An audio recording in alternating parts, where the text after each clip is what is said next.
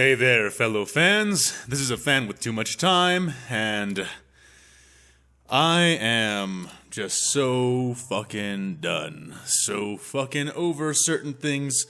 Listen, today, you and me, we're gonna go to therapy together. This right here is some of my therapy. And I hope I don't regret this in the future, though I doubt that I'll take it down because I kind of stand by the things that I do, even if I later admit they're a mistake. I don't believe in hiding as much as possible. So, here's a heads up, everybody. Today, we're going to talk about a bunch of things.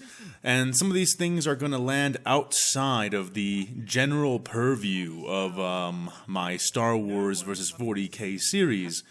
I cannot tell you how much I dislike the idea that I have to censor myself in what is effectively a free fucking country with a given right to speech and to voice your opinions, and that I have to censor myself because politics have infected so many realms of thought that used to just be part of social discussion, that politics have become so odious, the culture wars rage so hard, so hot, that so many people are entirely averse to it that I basically have to censor myself. And I've been doing it.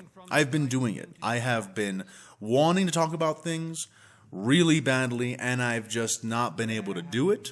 I've been holding myself back out of respect for members in my community. But, you know, there comes a certain time where you shake the can up a little too fucking much, and it pops, and I'm about to pop. But I am going to do one thing for you guys, because I know that there are quite a few of you in here who don't care about anything you consider to be political, and you don't want to hear about anything you consider to be political, and I understand that. I respect that. So right here, right now, at the bottom of the screen, I'm putting a timestamp, okay? Please skip to that timestamp. You'll go ahead and get past all the things that you could consider to be political. You won't have to hear any of my nasty, gnarly opinions. You can shelter yourself from them. Go on by. We'll just talk about, episode breakdown, my state as a writer, the things going on with my comic books, and finally we'll wrap up with some nice Q&As. But at this point, bygones be bygones, man. I really do need to just talk about some of this stuff before I get a fucking full-blown brain aneurysm. So, go ahead, skip out right now. No judgment, no nothing. Look, I don't mind if you want to stop yourself from hearing about certain things, but I do mind if that means that I have to censor myself. I'm giving you a cut right here. Please take that. Don't begrudge me my freedom of speech, and let's just move into it. And I figure the first place you should move into with this kind of discussion is a clarification that I've already made a few times, okay? I've already said this a few times, but I don't mind clarifying it again, actually. It's good to say it over and over again. It's good for people to remember this. It's good for people not to be fucking brainwashed, and the only way to do that is to consistently and repeatedly assert reality. So, let me go ahead and re-clarify this again. I've always been very straightforward about this, okay? Typically, I don't agree with conservatives, typically, but I can agree with them on certain issues. If you're a conservative, we're not always at odds. Heck, it's not even that we're mostly at odds, honestly. It just comes out to seem that way because of how contentious certain issues get. And I'm not here to cut through every single one of the concerted issues that might divide us. I'm here to just cover a few of the more recent things, and honestly, I don't think that we're as divided as you think, and the only way for people to discover that is for us to talk about it. But I will reassert something here, okay? I despise Trump supporters, and I don't despise them because they're conservative. In fact, I am not personally of the belief that Trump supporters are actually conservatives. They're not. They are of an entirely different nature that makes them what I hate. And before you go to judge me, it's, you're buying into the media's depiction of Trump supporters. No, I'm not. I really am not. I used to live less than 30 minutes away from Mar-a-Lago. I used to live in Florida. I have had copious personal exposure, okay, the Donald Trump supporters. They are not conservatives. They are Trumpists. I know this. I've experienced it enough that I know that maybe this doesn't apply to everybody who likes Donald Trump, but it certainly applies to an enormous amount of people who call themselves Donald Trump supporters. If Donald Trump right now goes off and decides to join a liberal cause, the most liberal fucking cause, he decides to go fucking trans, okay? You can bet that at least 25% of his base will go right with him without a second thought, and I am being fucking generous, okay? If you haven't yet caught on here, if you haven't yet grasped what it is I'm talking about, it's that these people that I have encountered, that I refer to not as conservatives who support Trump, but as Trump supporters, all right? There's a big difference between conservatives who support Trump and Trump supporters, is that Trump supporters are a cult of personality. They want a king in the United States. They want a dynasty, okay? You think that the Clinton dynasty, the Clinton political dynasty that exists here in the States is a bad thing. They want it so much worse. And just for Donnie T, all right? And I don't respect that. I wouldn't respect if it were an Obama dynasty people, like cult following, and I wouldn't respect it for anybody because we are Americans. We don't have a king by goddamn definition. And seeing people bend down and lick the fucking mud and dirt and shit off the boots of this, like, toad, I can't tell you how much that affects me. I'm not backing down from it, in large part because I'm not a liar. I'm not going to sit here and lie to you and disrespect your intelligence by giving you bullshit and telling you that it's fucking truth. I don't hate conservatives, but I despise Trump supporters. I actually just see conservatives as just people with a general brand of political views, and some of those I disagree with. But disagreement doesn't equate to hatred, okay? And I don't know when we decided that it does, but it doesn't. And if you're walking around the planet right now and you think you're 100% right about 100% of your beliefs, you're probably fucking deluded. Okay, let's just be honest, all right? I don't walk around that way.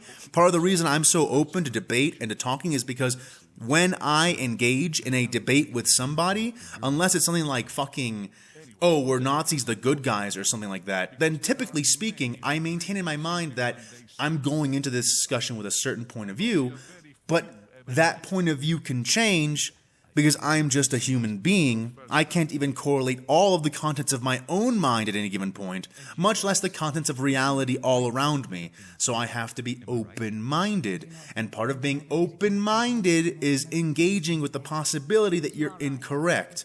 I say that mostly for, funny enough, the fellow quote-unquote liberals in my audience, because it's become such an issue where smugness has dominated not just some people on the conservative right, but so many people on the liberal left. And I'm supposed to be on that side, and more, I find that I can't really say that.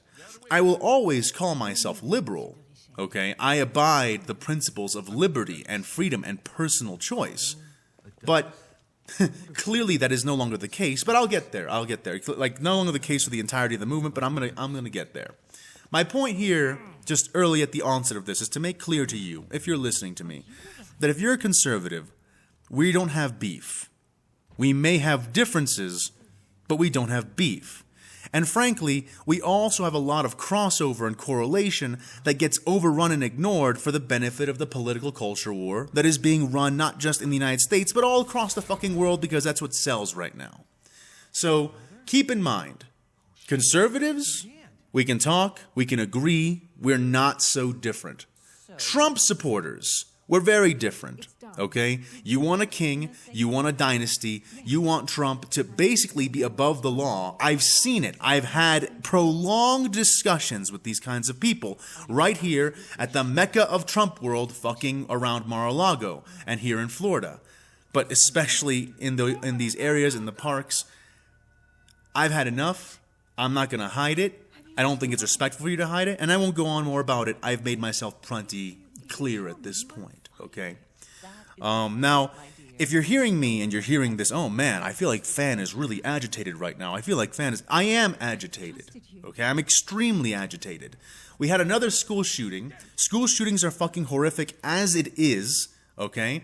Like, we have something like, what, 5% of the world's population and somewhere between 25 and 30% of the world's mass shootings. That shit is fucking crazy.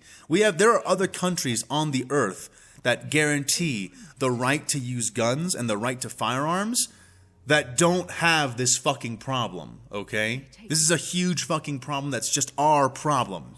And it's a big fucking problem. And the fact that it's gone on for so long and so little has even been attempted in regards to its solutions, really, it makes me dizzy, okay? It makes me dizzy with rage, all right? I mean, you know, it's nice and easy to get desensitized and to just abstract things. Okay, not kids, I know. Okay, not a school, I know. But if you really just think about it, if you really just put yourself in someone else's shoes for one fucking second, you realize how absolutely tyrannically horrific this whole phenomenon is, and how there should be some concerted effort, okay, to fucking fix it. And we'll talk a little bit more about that, but first, it needs to get put out there. School shootings are bad, okay? None of us fucking like it. I can't believe this divides the nation so much when it should be the most unifying part of all of this.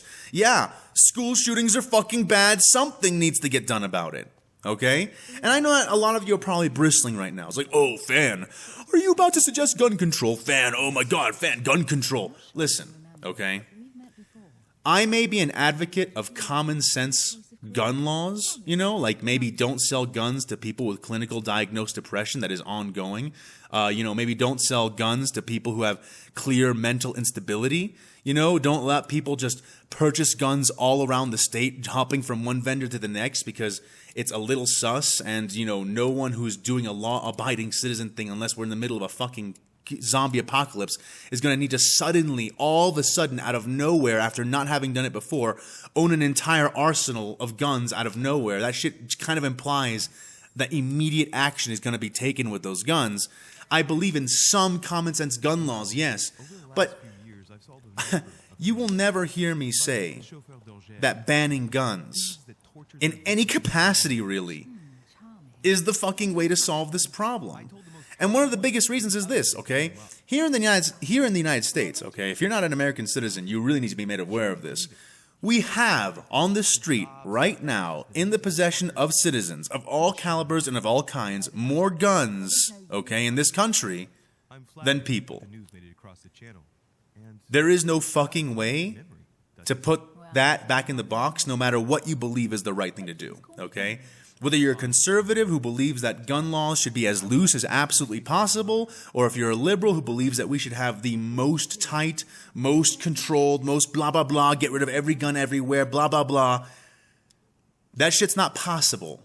It's just not possible. This is going to be a bigger shit show if it ever does go down, which I don't think it ever will. There's way too much common sense opposition to it. But even if it did come down to it and people, like, there was some crazy law signed to, like, somehow get guns off the streets, even out of the hands of, you know, law-abiding citizens, you can't put that shit back in the box. It's not going to work. There is not a force large enough to enforce it. And there's way too much opposition. But even if the opposition was not there, even if I fucking Thanos snapped my fucking fingers right now, okay? And we just fucking vanish the opinions of everybody who's against gun control, you still aren't going to be able to get all those guns back in the box. It's just not fucking possible. It's not logistically feasible. Fucking Gilliman would be the first person to tell you that when you have a country with more guns loose than people in it, you're not going to be able to put that shit away. You're not going to be able to put that shit under control. And frankly, criminals don't care what the law says by definition of what they are. So let's please not pretend that this is somehow a possibility being held back only by conservatives or anything like that. It's just not realistically feasible, no matter how you feel about it. So you might say, okay, but Fan, how do you really feel about it? Right? What is the thing that you actually think, like, what, if you could snap your fingers and put all the guns away, would you? No, I fucking wouldn't. I'm going to be totally honest with you. I wouldn't. I wouldn't Thanos snap all our guns away. I mean, In the Bible, Jesus literally says, and listen, forgive me if me being Christian offends you, all right? I mean, I'd hope that tolerance has reached a point here where I could be openly Christian and not receive any kind of horrific backlash, especially since I haven't done anything wrong. But I take a few of my guiding points from the Bible, a few, not all. I'm very well aware of the fallibility of a book that's been altered for literally thousands of years, or at least getting close to it. But in the Bible, Jesus says that if you have a shirt and no sword, trade your shirt for a sword. I'm paraphrasing, of course, but that's the essence of the statement. And I agree. You know, you may hear me like criticize people like Jordan Peterson because they've gotten dragged into the culture war, but it's not like even 50% of what Peterson says is nonsense. You know, the idea that you shouldn't be passive and you shouldn't be a wuss on purpose. You should embrace the fact that you can be dangerous, you can be monsters, and then mitigate yourself down to a good person is a good call because, frankly speaking, nobody wants to be a victim unless you're just a weak piece of shit. Don't play the victim. Don't. You know, my grandfather, rest his soul, he's no longer with us. He was a victim of the Holocaust, okay? The Nazis took him from his home in Poland. They killed his family. They tattooed him with a literal number that he's never been able to get rid of. It was with him till the day he died. They worked him near to death as a slave. And they put him in a literal oven, literally, to be burnt alive with several other people. And it was by God's grace or by the grace of luck or whatever you believe in, that literally the day that he was supposed to die and they locked him in there, he got locked in there for 12 hours and nothing happened because the Nazi camp was liberated by the Allies that day before they turned it on. And at that time, nobody, even in the Allies, knew how bad it was. So they didn't even know that these ovens were full of people. So eventually they came and like, hey, where's the rest of the people in this camp? And then they point at the ovens and they're like, what do you mean? They opened up and there's my grandfather and anybody who was left from that batch. And he really lost the vast majority of his family in that. But my grandfather, never in front of me, he never played the victim, okay? The guy had huge psychological problems for his entire life because of this. Enormous trust issues. Tremendous problems getting along with people, coming to trust people, not being defensive, not being aggressive, not being counter-hostile before hostility is even shown. And he had all the reasons in the world to just turn around and say, I'm a Holocaust victim, you have to excuse everything I do, I'm a Holocaust victim. He never did that shit. He didn't do it. And he got further because of it. You can be victimized by something and not play the helpless victim. And you shouldn't, because even if you were helpless, you get power back by believing you have some power and then exerting that power. Nobody should want to be a victim, okay? That's the big point here. And so, to, not be victims in general as a population, we should have some way of being armed. I really do believe that. That's a personal belief of mine. You can differ. I respect your difference, okay? But seriously, in my heart of hearts, I do believe that we should have the right to be armed so that we can have the ability to not immediately become victims to any given armed force that confronts us. My opinion, okay? But opinions aside, you cannot take all the guns away. It is physically impossible. Just not going to happen. And I'm not suggesting that. And I'll be honest with you, none of my friends who, yes, you guessed it, are also liberal, also suggest that. This is just not a popular thing. It's not...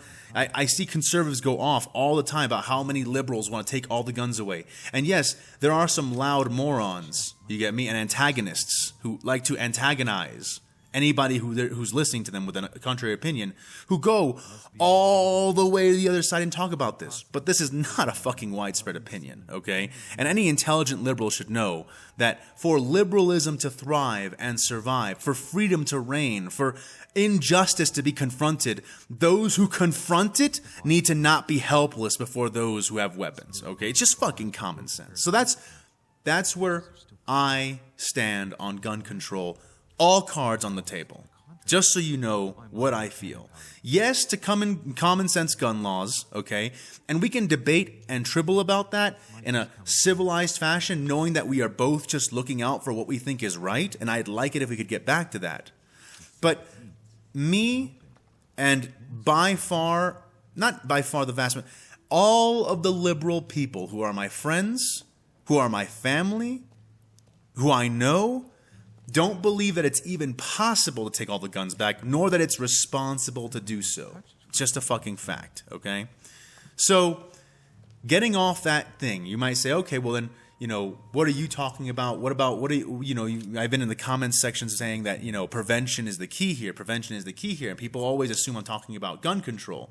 And to a degree, like I said, common sense gun laws, so there's a little bit of that. Yes, I'm not going to sit here and bullshit you to your face.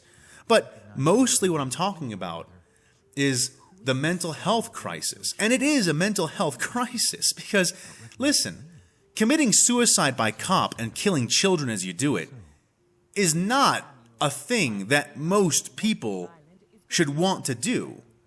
That runs contrary to, like, if your death drive is built up that large and your animosity towards children is so huge that the last thing you do before they send you straight to fucking hell is kill as many kids as you can, that's not mentally healthy. I don't think that I should get any pushback on that statement, okay?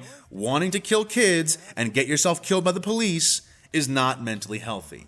So let's talk about some potential solutions. And one of them is that we need to address a few things. And one of the big things is this, okay? So I hear people being like, oh, okay, so mental health, you know, like mental health support. So like maybe we have more school counselors and maybe we do this with this kind of resource. And like, okay, yes, maybe more school counselors would help. Maybe.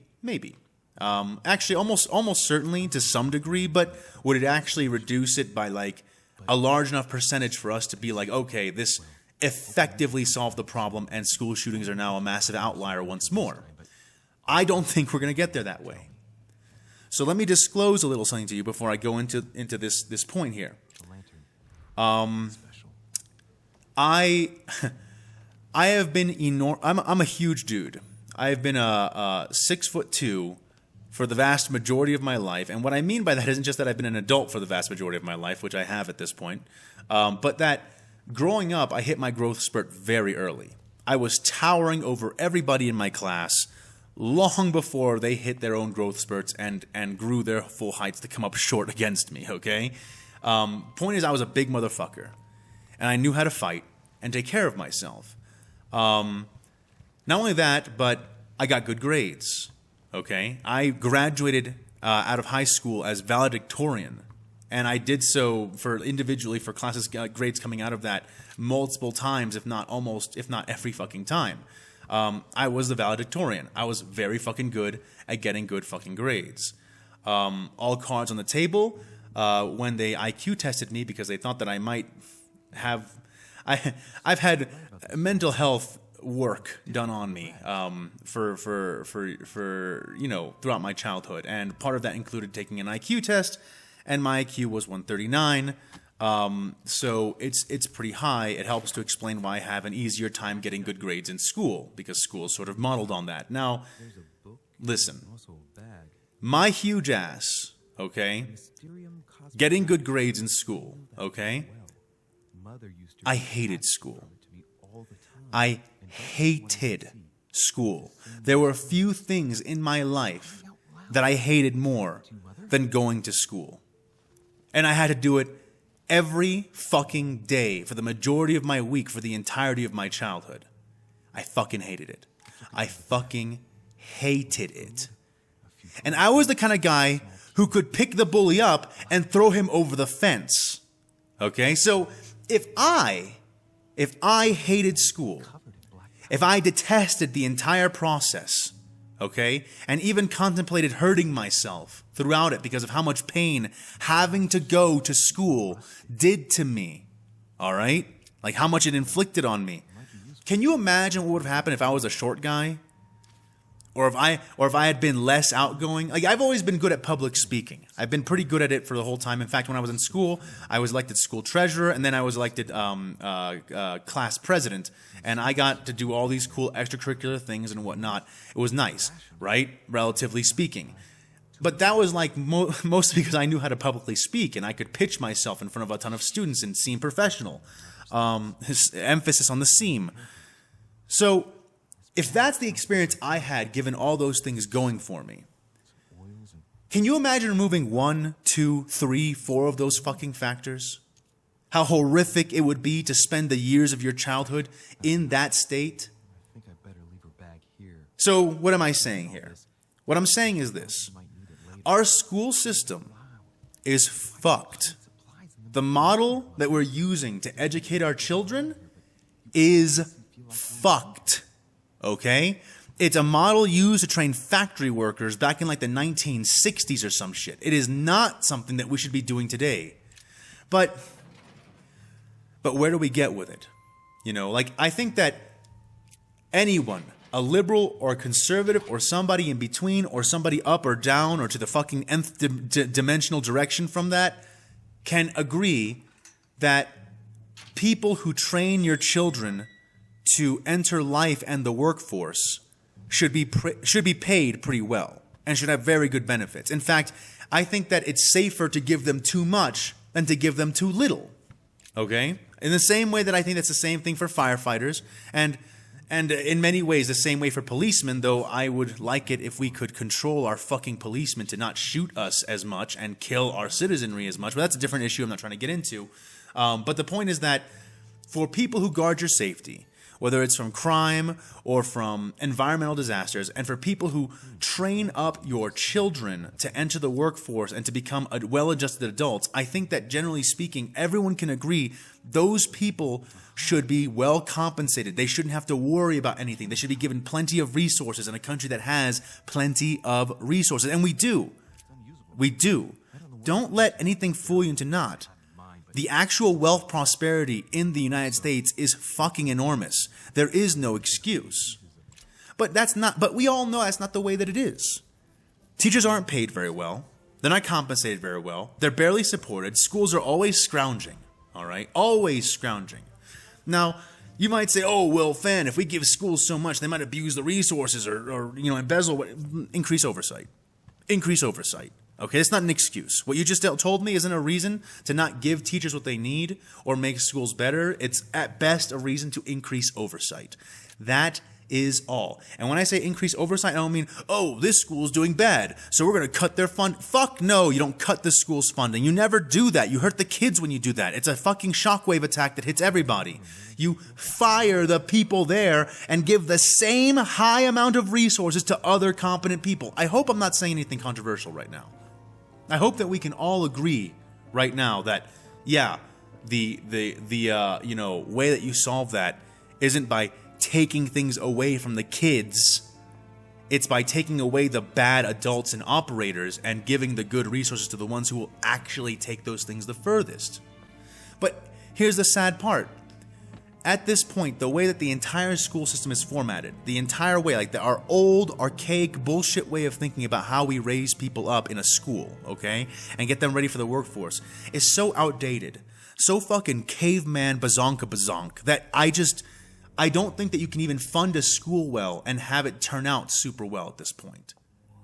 I think that we need to re-examine at a fundamental scientific level, okay, like taking studies, putting kids in test classrooms, seeing who does better, who does worse, under what conditions and why, needs to be heavily applied and used to redesign the entire archaic bullshit school system that we have right now. I believe that with every single inch of my soul. I have never been happier in life than when I'm being challenged by something engaging and interesting. Humans don't like to be bored. They like to be challenged. They like to be engaged. We don't mind getting pushed on. It's part of what makes us strong. We push back.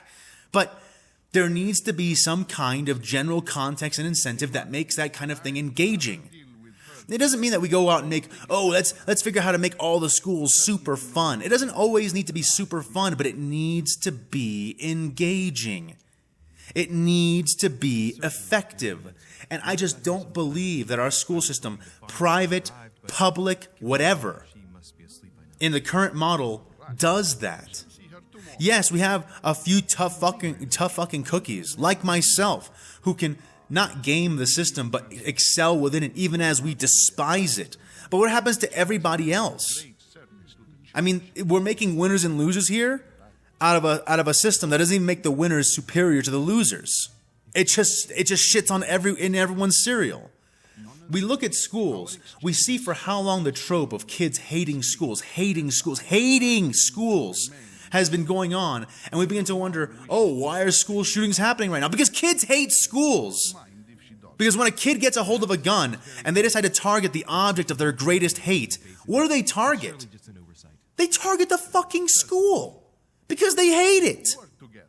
We should probably do something about that. We should probably talk about that. But nobody fucking talks about that. I don't hear Democratic politicians talking about it. And God help me, I never hear conservative politicians talking about it. If anything, conservative politicians are always trying to cut funding. Like, it's crazy. Look at, I can back this up. I am not here to just poke fun at conservatives. And this isn't for conservative voters, by the way. I don't believe for even a second that conservative voters want less education for their fucking kids. I don't think that for even a second. It's conservative politicians who are always looking to cut corners.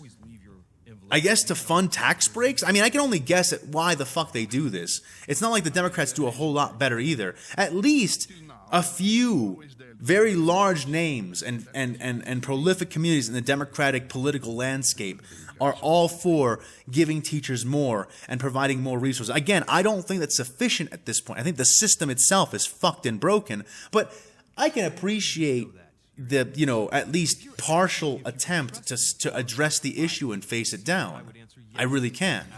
But, oh man, honestly, I think that the biggest thing we need to address right now, the biggest thing, and I'm not saying, in no way am I saying that we abolish the public school system, okay? There will be a lot of people who tell you that the government cannot do anything right and putting anything, no, that's bullshit, okay? That's bullshit. There are many, many times in history, in American history and in world history, where a government implements a social program and it helps people, okay? And nowhere is that larger in general than with general education. Every fucking person in the United States deserves, okay, is entitled to, legitimately entitled to, a first world, first class education. And by doing that, we make our citizenry more capable, and we make our country in general more powerful, autonomously and without any kind of oversight. Just competent citizenry everywhere. Everyone's entitled to aspire to that, and everyone's entitled to have the resources to fulfill that. And I, at this point, don't think that our school system, even when operating at its best, does that very well, if well at all. I went to a pretty good school. I still fucking hated it. There were teachers that I liked, but I still hated the process we had to march through. I think it needs to be re-examined. I think that a lot of the mental illness we're seeing comes from the fact that not only do a lot of these school shooters have broken family homes, fatherless homes or broken homes or abusive home affairs, but they can't escape it because they move from their abusive home condition into a shitty school condition where everybody fucking hates being there. I fucking hate it. I think that now we've reached a point where the magnitude is so large, kids are fucking cracking. So yeah, it should be noticed that when a kid cracks or an adult cracks and decides they're going to go shoot a place up, they always go back to the fucking schools. I mean, fuck, man. Out of all the places you could decide to empty out a barrel before emptying your own brain out, you choose a school. There's a reason for that. There's a psychological directed reason for that. And it's not because of it would be one thing if these were like Al-Qaeda terrorists trying to inspire general fear in the population. But this is not a thing that is being done by a coordinated organization. The fact that so much of this is just clandestine individuals taking action and they all come to the same conclusion, the school has to die, it should really tell you about where the problem is nesting and living. We need to up our game there. Okay? Huge. We need to up our game there. I also think that social media is horrific. I think that a lot like sugar, a lot like sugar, we as humans are programmed to seek out social interactions because in the wild we live in fucking tiny villages and we are literally a pack, a biological life form. We need each other. We survive with cooperation with each other. So we are heavily, psychologically, evolutionarily incentivized to seek out social interaction and to engage and also to seek approval. And in the same way that we are programmed to do that with sugar. Sugar is rare in the wild. Fruits aren't super easy to come by. Farming is not a thing that's supposed to be done. It's a thing that we've invented to do to solve our scarcity problems. And so our bodies crave sugar. We really want it. It does crazy shit to our brain, okay? And what have we learned over time? Well, we have to cut back on sugar. We have to enforce, on ourselves, not on a governmental level, but on ourselves. We have to realize that, eating a bunch of sugar is really bad for your physical health. Eating a bunch of sugar fucks up your body, makes you fat, and also gives you a bunch of tertiary conditions where even if you're not fat, it's just not good for you in so many ways because you were never supposed to receive so much of it. It's supposed to be rare. That's why you crave it. Same thing with social media. Social media is it's literally the case that social media is just sugar for your brain, and people are over-consuming. And I'm saying that here loudly and proudly, you get me, and forcefully, as a YouTube creator. YouTube being a form of social media. So great, isn't it? At least YouTube isn't as bad as a lot of social media I've seen. I mean, you can go around and watch a bunch of videos, and you can choose the topic of the video. It can be of literally any kind. It's kind of YouTube. It's YouTube. It's like a big ass, crazy ass TV, and you don't have to read the comments. You can abstain very easily from them. But when it comes to things like Twitter, Twitter, and Reddit, oh my God, the cesspool that Reddit has become, turning people who should agree with each other continuously into enemies. These things are not good for us, and we can't depend on the government to moderate them. We really shouldn't. We can't. It's the same thing as depending on the government to moderate sugar. We've seen them try. We've seen them fail. It's a thing that we, as a culture of citizens, need to take out of the political area and arena and determine as a general health fact, too much social media fucks your brain up. It fucks your brain up. I've had several dark places in my life, okay, where I've considered taking my life, where I've considered hurting myself, and every time it occurs, I've always been heavily on social media when it occurs, okay? There's definitely a powerful correlation there, if not a causation, and we should take notice of that because it's fucking us up, and now kids are shooting each other up at schools. They have no breaks. They have no way to escape. Heck, it's getting to the point where I think that, like, literally, how I was saying, like kids go home to broken homes. It's horrific there, and then they go to school, and it's horrific there, and they have no breaks, so they snap. Well, even kids with good homes who are addicted to social media can come home from their terrible, almost universally horrific school experience and avoid all of the benefits of their good home life by diving straight into a computer and going on to social media and fucking themselves up there. It's not a thing that I think the government needs to step into. This shouldn't be a political thing. This should be a societal thing. We should be talking about this not as Democrats, Republicans, liberals, and conservatives, but as people going, hey, what's good for you? What's bad for you? And these discussions need to be had, because if we don't have these discussions, how the fuck are we supposed to cognate any of it?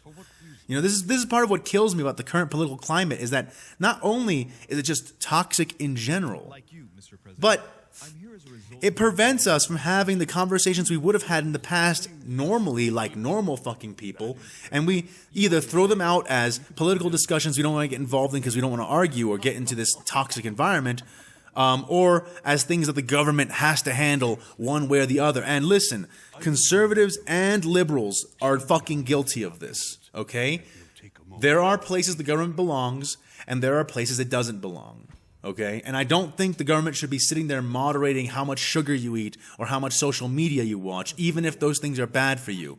You should be made aware of those things. You need to act like a responsible adult and make sure your kids aren't fucking themselves up on it, and make sure you're not fucking yourself up on it. End of story. Okay, well, again, I'm sorry I'm speaking so forcefully. My brain is like so fucking pressured up that I'm in a whole tiz right now. But that is honestly and truly completely what I believe. Now, I think that that's where the solution to this lies, okay? Because it's a matter of fact that we have had guns in circulation in this country for a very long time without having these sudden spiking stats of school shootings. I think the combination of how many broken homes there are now, combined with how bad the school system is and has gotten, combined with the state in which social media is, how much we consume it, and how much damage it does to us, like sugar. You know, it's like we're back in the Victorian era where everyone is exploding and getting fat because we've just now managed to refine sugar in a way that is really cheap and easy for everybody to get. And now everybody's eating it ad nauseum, and it's making everybody sick. We need to come back from that. We need to bounce back from that. Those are my opinions. That's where I believe the answers lie. Okay, I don't think the government can fix broken homes. I mean, the government can institute social programs to make it easier for homes not to get broken. You get me? This is why I kind of rail against Republicans who think that kids shouldn't get free lunches.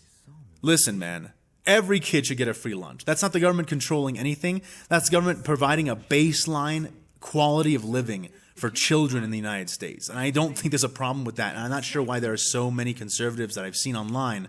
Again, maybe it's just the toxic social media environment, but I don't know why I see so many people who claim to be conservative who are so against the idea of school lunches. No free lunch! No. For kids, you can give free lunch. Kids are not adults. Kids are still getting the hang of things. They're physically inept. They're mentally inept. They're still coming up. You can give them a free lunch. If you deprive kids of free lunch, you deprive them of benefits, you deprive them of actual development, they don't grow up right, and then you get a fucked society.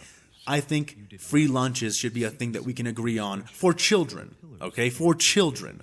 Tiny little kids, all right? I hope that's not too controversial. I hope that even if you have a perspective that is counter to that, you can see why I would have this perspective and be like, oh yeah, okay, well, he's not crazy. He may be wrong in my opinion, but I mean, I can see why a person could reasonably come to that conclusion. I hope I'm there with you when it comes to the idea of free lunches for children. But that's where I think the problem is. That's where I think the solution is. Now, let me tell you about something I've been seeing here this has really helped, like, pop me, all right? Really popped me, all right?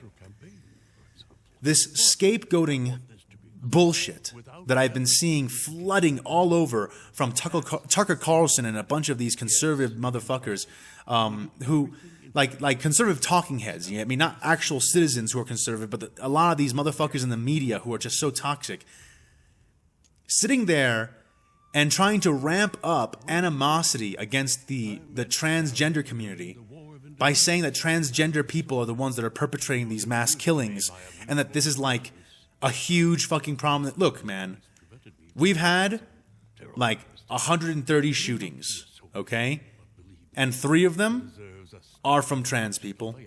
And yeah, I get it. Those are like from shootings where 3 or more people got killed, okay?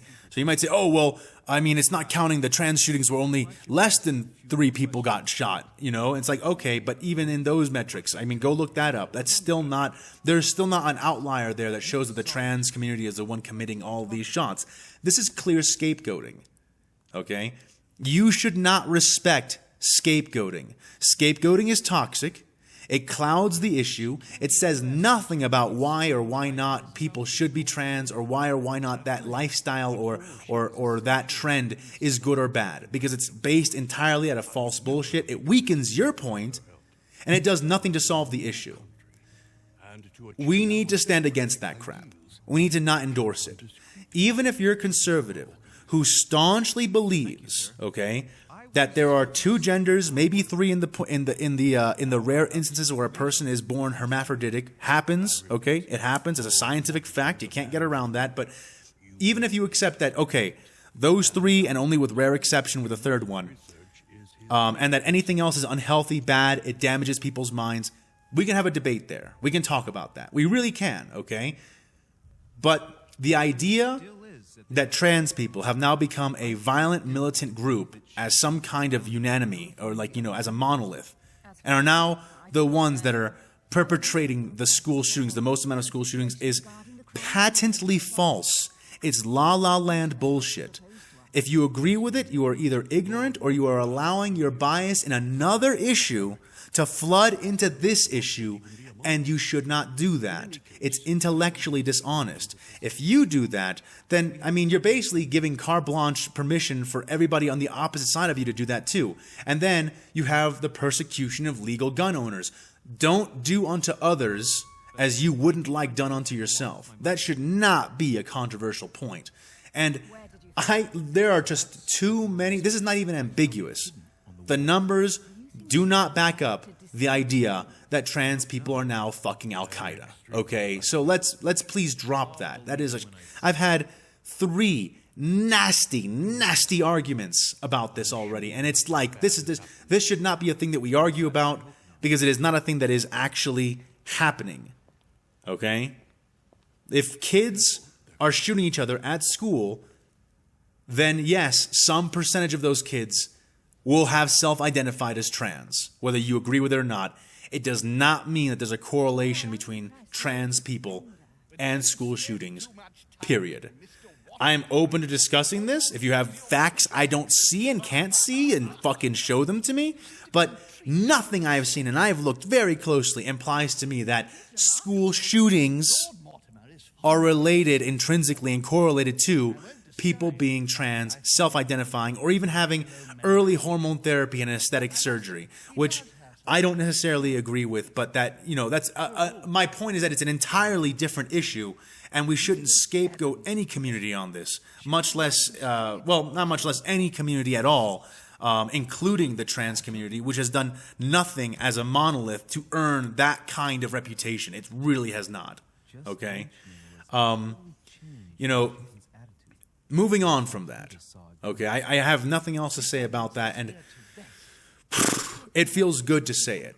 It really does. It really, really does. To just get some of this out there, even if I'm wrong, I just need to air my brain out a little bit, because there's so much garbage built in there now from all this environment. One of my key principles, okay, as a liberal, is that we are all fundamentally equal, and we are all fundamentally similar. All right? Men, women, gay people, straight people, we're fundamentally similar. We have some key differences, but we are fundamentally more alike than we are unalike. I really do believe that. I really do believe that. And I'll tell you what, the incredible, and I'm sorry for my liberal fans here, I really am, but we gotta be fucking clear-faced about things, especially within what is supposed to be our own movement. Nothing has shown that to me more than the incredible toxicity that has come out of quote-unquote liberal movements, okay? If there is a tendency among white people, let's just say this, and I'm going to start this off with a real inflammatory statement, okay? Stick around to the end of it so you can understand it. But if we come to the consensus, oh yeah, throughout the history of white skin domination, I guess, in the history of the world through colonization and whatnot, we've noticed a trend of this kind of xenophobia or this kind of prejudice or whatnot. As a liberal, I believe, and I believe it's been shown to be true, that you could have traded out any race, put them in that position, and the same thing would have happened. There is not an increased chance of being racist if you're born white. And because of that, there is not a decreased chance of you being racist if you're black, Latino, Chinese, fucking Martian, okay? If you're a human being, you are subject to these psychological trends and triggers, okay? Us versus them. It's a huge thing all throughout history. You can find it in every single goddamn culture. It belongs to everybody. It needs to be fought by everybody. And that is not recognized in a lot of modern-day liberalist discussions. And that's a fucking problem. A huge fucking problem. I remember going to my chapter of Black Lives Matter. And by the way, if you don't know what Black Lives Matter means, what it's supposed to mean, it doesn't mean that no other lives matter. It's supposed to be Black Lives Matter too. They matter too. It's not just white, Latino, or everybody else. Black lives get to matter just as much as everyone else. It's not supposed to mean they matter more. Please stop saying that. That's not the intention behind the statement. I remember going to go support them. I see the stats. The numbers support the idea that the black community is targeted way more than white people. We have lots and lots and lots and lots of instances of innocent black men being attacked and persecuted under suspicions that simply were not justified, and at times being maimed or killed. And that is pure injustice. You should be judged only by the content of your own character, not by a generalization made by an easily identifiable skin color you can't control when you're born. I hope that's not I hope that's not a crazy statement for me to say. You know, judged by the content of your character, not your melanin content, obviously. So I went to go sign up to support somehow.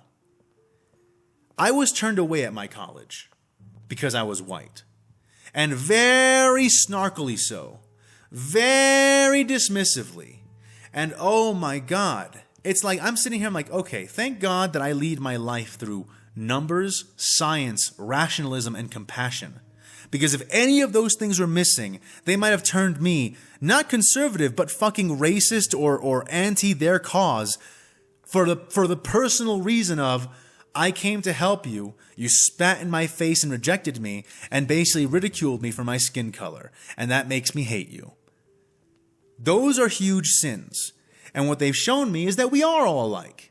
And that the sins of the past can reoccur, and they can reoccur in any fucking melanin content, in any continent, under any circumstance that a human is involved. It all needs to get fought the same way. It needs to have internal vigilance always. And no, just because you're black does not mean you can't be racist. This idea that prejudice plus power equals racism is bullshit. Racism is when you look down on another person's race. Okay? When you discriminate against them even with the limited power that you have. Alright?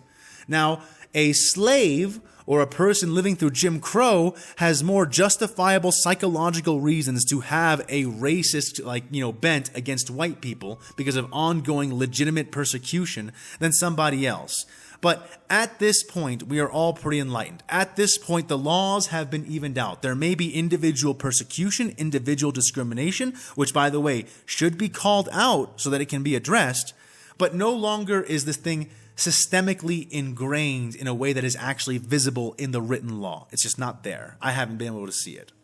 So, at this point, everybody of every skin color and every background needs to be aware of them fucking selves and make sure they don't make enemies out of allies or create their own toxic movements by forgetting that they are also subject to these human tendencies. We are humans. It is fucking there. It is always evil. We need to control that shit. We really do. And listen to me, all right? I went to a prestigious university, all right? The black kids who turned my ass down and basically ridiculed me for being white and wanting to be too loud or not content to stay in my place, fucking crazy things these people say, they are not persecuted to the point that they have any justified reason to act this fucking racist. You are here. This is a really expensive place to be at. You should probably not be acting this way. Your clothes ain't raggedy. Your home ain't broken. Okay? Try to fucking act like you belong here and act like a fucking liberal. God damn, so many racist liberals now. And it goes beyond that. You know, we are all equal. And we are all equally capable of human sin. Fucking fact of the matter, as far as I'm concerned, I've had no reason to question that at this point, and several reasons to reaffirm it. Now, this is what really burns me. I really do think that liberalism, at least in the way that I see it, is like a really, really important thing to maintain to a big degree in our society. We shouldn't fuck with people if they aren't fucking with you. We shouldn't look at somebody, scrunch our nose up at the way they live, and determine that that's reason enough to persecute them and to keep them out of things. I don't believe that. I really don't. You need more reason to do that kind of thing. You really fucking do. I don't think that people who are the LGBT community, they should be allowed to live however they want to live and do whatever they want to do to their own fucking adult bodies, okay? If they are consenting and they're not hurting anybody else or fucking with your life. Period. You can look at them and you can personally look down if you like. You can look at them and you can personally say, well, I wouldn't live that way and I don't think people should live that way. But you know what? It isn't your fucking business if they're not fucking with you. Let humans live. Let them make their mistakes. Let them make their virtues. Let them live. Stop distracting people from their human experience with these extraneous bullshit movements to persecute people that you disagree with when they're not fucking with you. That's what I believe. That's one of the big reasons why I believe liberalism, the ideas behind personal liberty, is so important. That's the good half of liberalism. We need it. This idea of mind your own fucking business and let people live how they want to live if they're not hurting you. I wondered in my youth how you could possibly make that look bad. Now I know. Now I know. Because there are some pretty terrible, terrible, terrible, toxic things coming out of what is supposed to be my movement. My movement. It's like I recently saw this thing. You can probably still find it. I think it happened relatively recently. I'm not super plugged in for obvious reasons, but I watched a debate where Ben Shapiro was on a stage with Caitlyn Jenner, something like that. Caitlyn Jenner, the famous one that went transgender, okay, and how brave she is, and South Park had the whole episode and yada yada, okay. Ben Shapiro is a little shit, in my opinion. Sometimes, when it suits him and he's in his right arena, he actually sticks to facts and makes good points. Most of the time, if he gets anywhere near a thing that starts to twist away from his points legitimately, he is entirely unwilling to admit any kind of anything, to pull back in any way, to admit any, and he makes himself wrong. And he makes himself wrong. Not only that, but here's the worst part.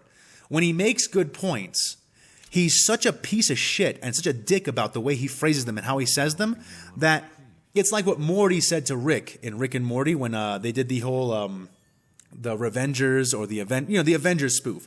And he said, it doesn't matter that you're right because you're such a big dick that nobody wants to admit it. And when you do that, you actually are fucking the world up. When you decide to be an asshole and a piece of shit and an untactful person, okay, and also be on the right side of facts, you are damaging the right side of facts. You shouldn't do that. It's like the same reason why I hate toxic liberals, that you're making a good cause look bad. When you make the facts look bad because you just look bad and you just say them in a way that nobody wants to accept if they don't already accept them, you are defeating the purpose of what you're supposed to be doing, which is spreading a correct idea. You actually prevent its spread. You actively make people resistant against it after they've learned about it. Fucking terrible. I don't like Ben Shapiro. I do not like the motherfucker. But I watched him sit on a stage with Caitlyn Jenner, be rude to her in a debate, and then her response, I'm being really, really, really generous by giving her pronouns, by the way, because I don't like Caitlyn Jenner at all. At all. Okay?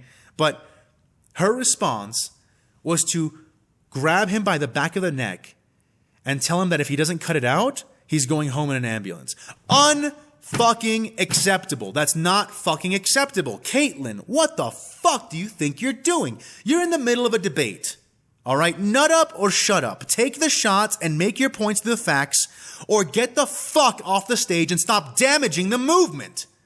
For Christ's sake. You look like a 2-bit bully. You look like an even bigger piece of shit than Ben Shapiro does on a regular basis. How the fuck did you manage that in that little amount of time? These people who claim to represent these movements, okay, who claim to represent liberal causes, and who damage them by their horrific lack of tact and their horrific inability to combat unreasonability, with science, with facts, with calm demeanors and stoic appearances, they fuck up good movements. They give cause and vindication to people who would persecute them. Ridiculous. Ridiculous. And you know what? Caitlyn Jenner doesn't have to worry about that. Okay? She's rich. She's rich and she can insulate herself from the damage she causes to the transgender community. Fuck Caitlyn Jenner. Fuck her rampage. I can't believe this. You need to hold yourself to a higher standard if you are going to represent a cause. It's just common sense. Common sense. Nothing controversial about what I just said. You need to hold yourself to a higher, at least visible standard. I mean, fuck, man. Fuck. Watching her do that made me want to go up onto that stage, pull her off of it by her hair, and stomp her face into the pavement. And that's not even taking into consideration the actual accusations of everything behind her transition and the crimes that she evaded through doing it, which South Park will hilariously remind you about every time she comes on screen, as they should. As they fucking should. These people, I sometimes feel like I'm in the middle of a psyop. I feel like I'm in the middle of a psyop. Like, how do you take movements that should be nothing but good, nothing but empowering to individuals, all individuals, and make them come out looking bad? This is how you do it. With people like this, and also with these horrifically toxic liberals who have become racist against white people, who have become biased against cisgendered people, people who are just straight, people who aren't born with gender dysmorphia.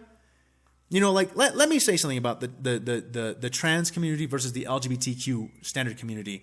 I know that T stands for trans, but I for me, it's honestly the LGBTQ community and the trans community is a separate phenomenon for a big reason, and I'll explain it right now. You know, if you ask a gay person why don't they just transition to the opposite gender, they'll genuinely be offended at you most of the time, because being gay, like being a gay man, does not equate to being a woman. It equates to being a gay man.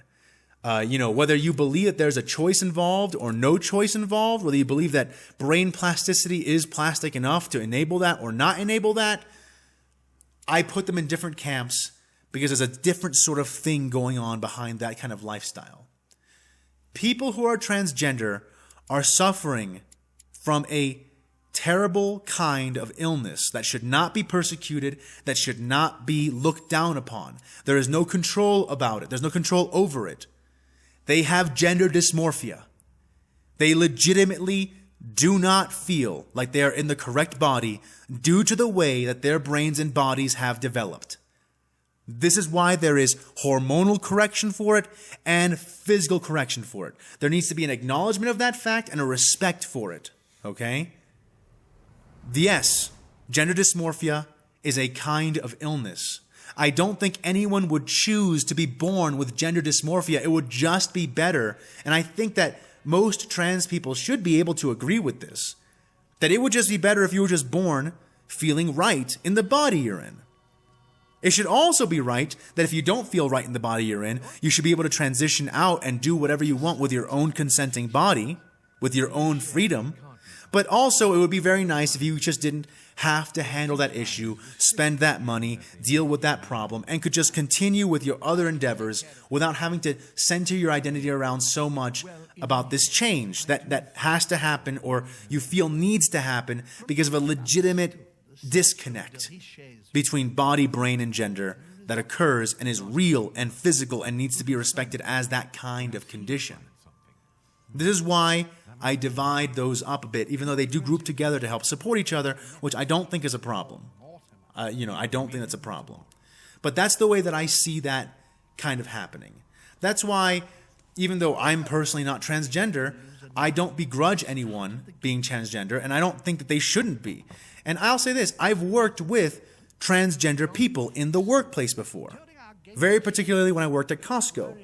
And at first, it was a little weird because it's new, it's different. It's a different sort of thing being included in my environment, and as humans, we tend to pull away from things like that, or at the very least, examine and question them. That's fine too, to have that kind of initial reaction. Of course, you're thinking, sentient human being. You should control yourself a little bit. But yes, it's no reason to cause people to feel bad, but it's no reason to not feel a little strange when you first enter a close proximity with a person who is of that persuasion when you haven't been around that kind of thing before. However, after hanging around her long enough and working with her, it just became second nature, and I realized this person is legitimately transgender. This person has all of the innateness of a feminine female person, and there is nothing wrong with them pursuing a completeness in that. I was a little bit more ambiguous on the whole subject and about brain plasticity up until that point, but with that personal experience, there is no question left in my mind. She was transgender.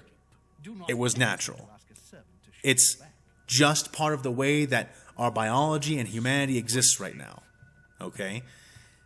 And I wouldn't deprive her of any rights or keep her out of any place. She was a she.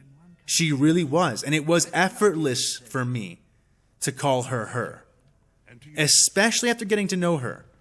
It was just like, yeah, at the corner of my eye, I see her moving, and it's feminine, female movement.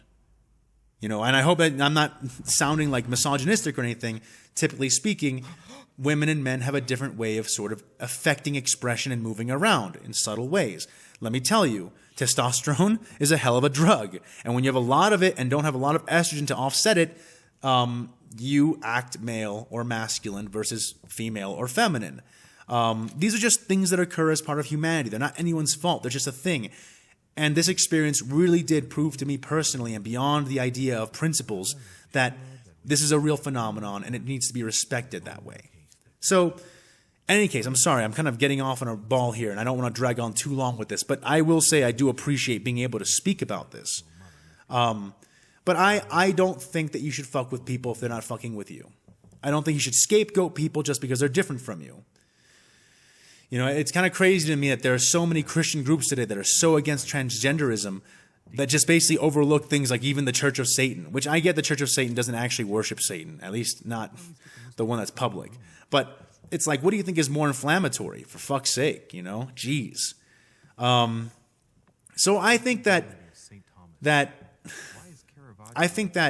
a lot of damage has been done to really good causes by the people who should be supporting and are part of those causes because of a tactlessness, because of a feel that they're entitled to hate and to express their hatred wherever it is they want and however they want, that they don't feel that they need to justify themselves in debates anymore, that being questioned is considered a sin. I can't tell you how many times a liberal person on any kind of medium will be questioned on why they believe what they believe. And instead of just explaining themselves and explaining, like I just did, explaining why they believe this is right and this is wrong, they get offended. How could you ask me that? How could you?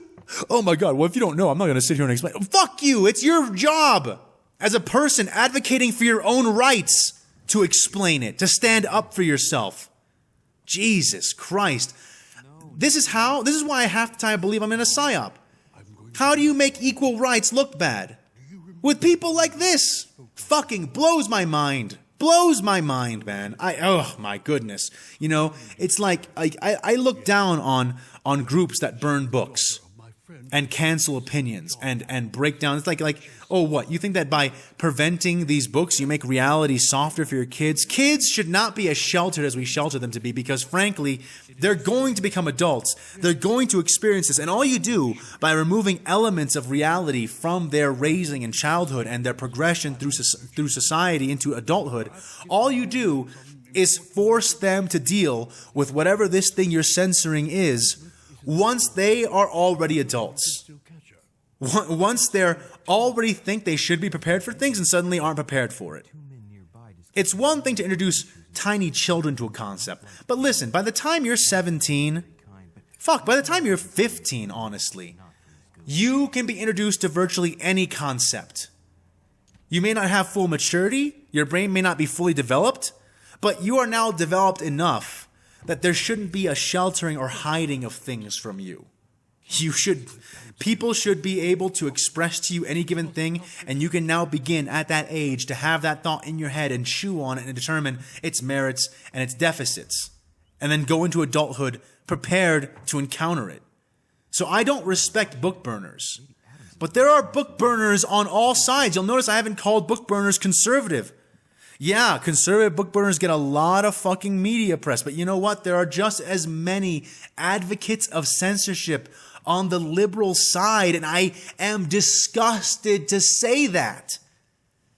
As a liberal, censorship should be one of the big things that we're universally against with all but very few exception. With very few exception.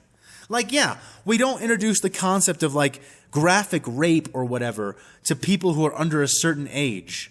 You know, things like that. But that's like a basic tiny standard. This is not the same as censoring people who go to college campuses to talk about things you disagree with. Holy crap. That is so crazy. You do not kill an idea by trying to censor it. If that were the case, we would still be living in absolute tyranny everywhere in the world. Tyranny creates its own opposition. Censorship creates its own opposition. It is ultimately self-defeating in 90% of circumstances. The fact that so many people who call themselves liberal have taken this on as a prospect of what they must be and what they must do fucking blows my fucking mind. And watching these regressives deconstruct our movement and throw it back into the goddamn dark ages in the reverse polarity is amazing and horrific. Amazing and horrific. Everyone is a book burner now. Every side has that. We need to pull back. We need to realize that not everything has to be the full extent of everything, and that yes, everyone is entitled to debate and have everything explained to them. And if you are an advocate of a cause, you hold the largest responsibility to advocate for that cause by explaining it, its merits, its virtues, its reasons for existing, and why it should be predominated. And if you get offended because people question you on those basic things, you have no right to be standing in front of any camera or any group of people and representing what you think you're representing. You are only doing damage. For fucking real. Whew. And you know what? With that, I think I've just about gotten it all off my chest. So, with the political discussion now getting wrapped up and closed up, I'll just say one last thing. Just one last thing. I'm sorry. Just one last thing, and then it'll all be off my chest.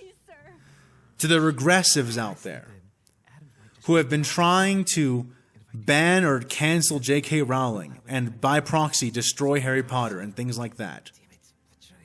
You are destroying our movement in ways you cannot understand. When I was going through my horrific time at school and hating every second of it, I hid inside of literature. I preserved my mind by going into books. And one of the biggest series that helped me get through it all was Harry Potter.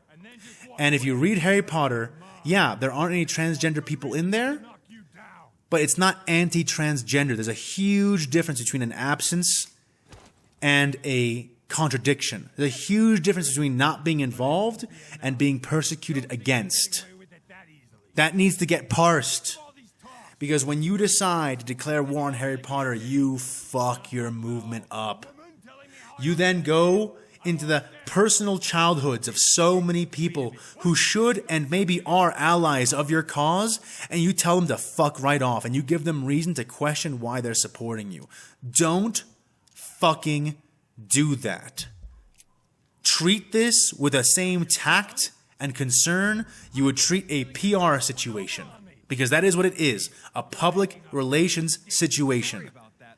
If your public relations are so bad that you try to bully and bash and harass people for loving something as lovable as Harry Potter, you are the villain. You're the fucking villain. And listen, I haven't done a great deep dive into all of J.K. Rowling's, transgender comments, but I have seen her say this. I have seen her say that she doesn't want to impede the ability or the right to live or to function in society of any transgender people.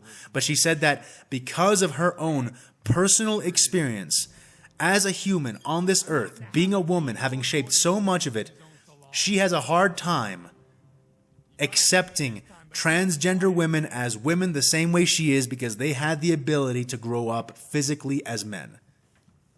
And you know what? I can see why she would say that. Maybe I don't agree with it. Maybe I do agree with it.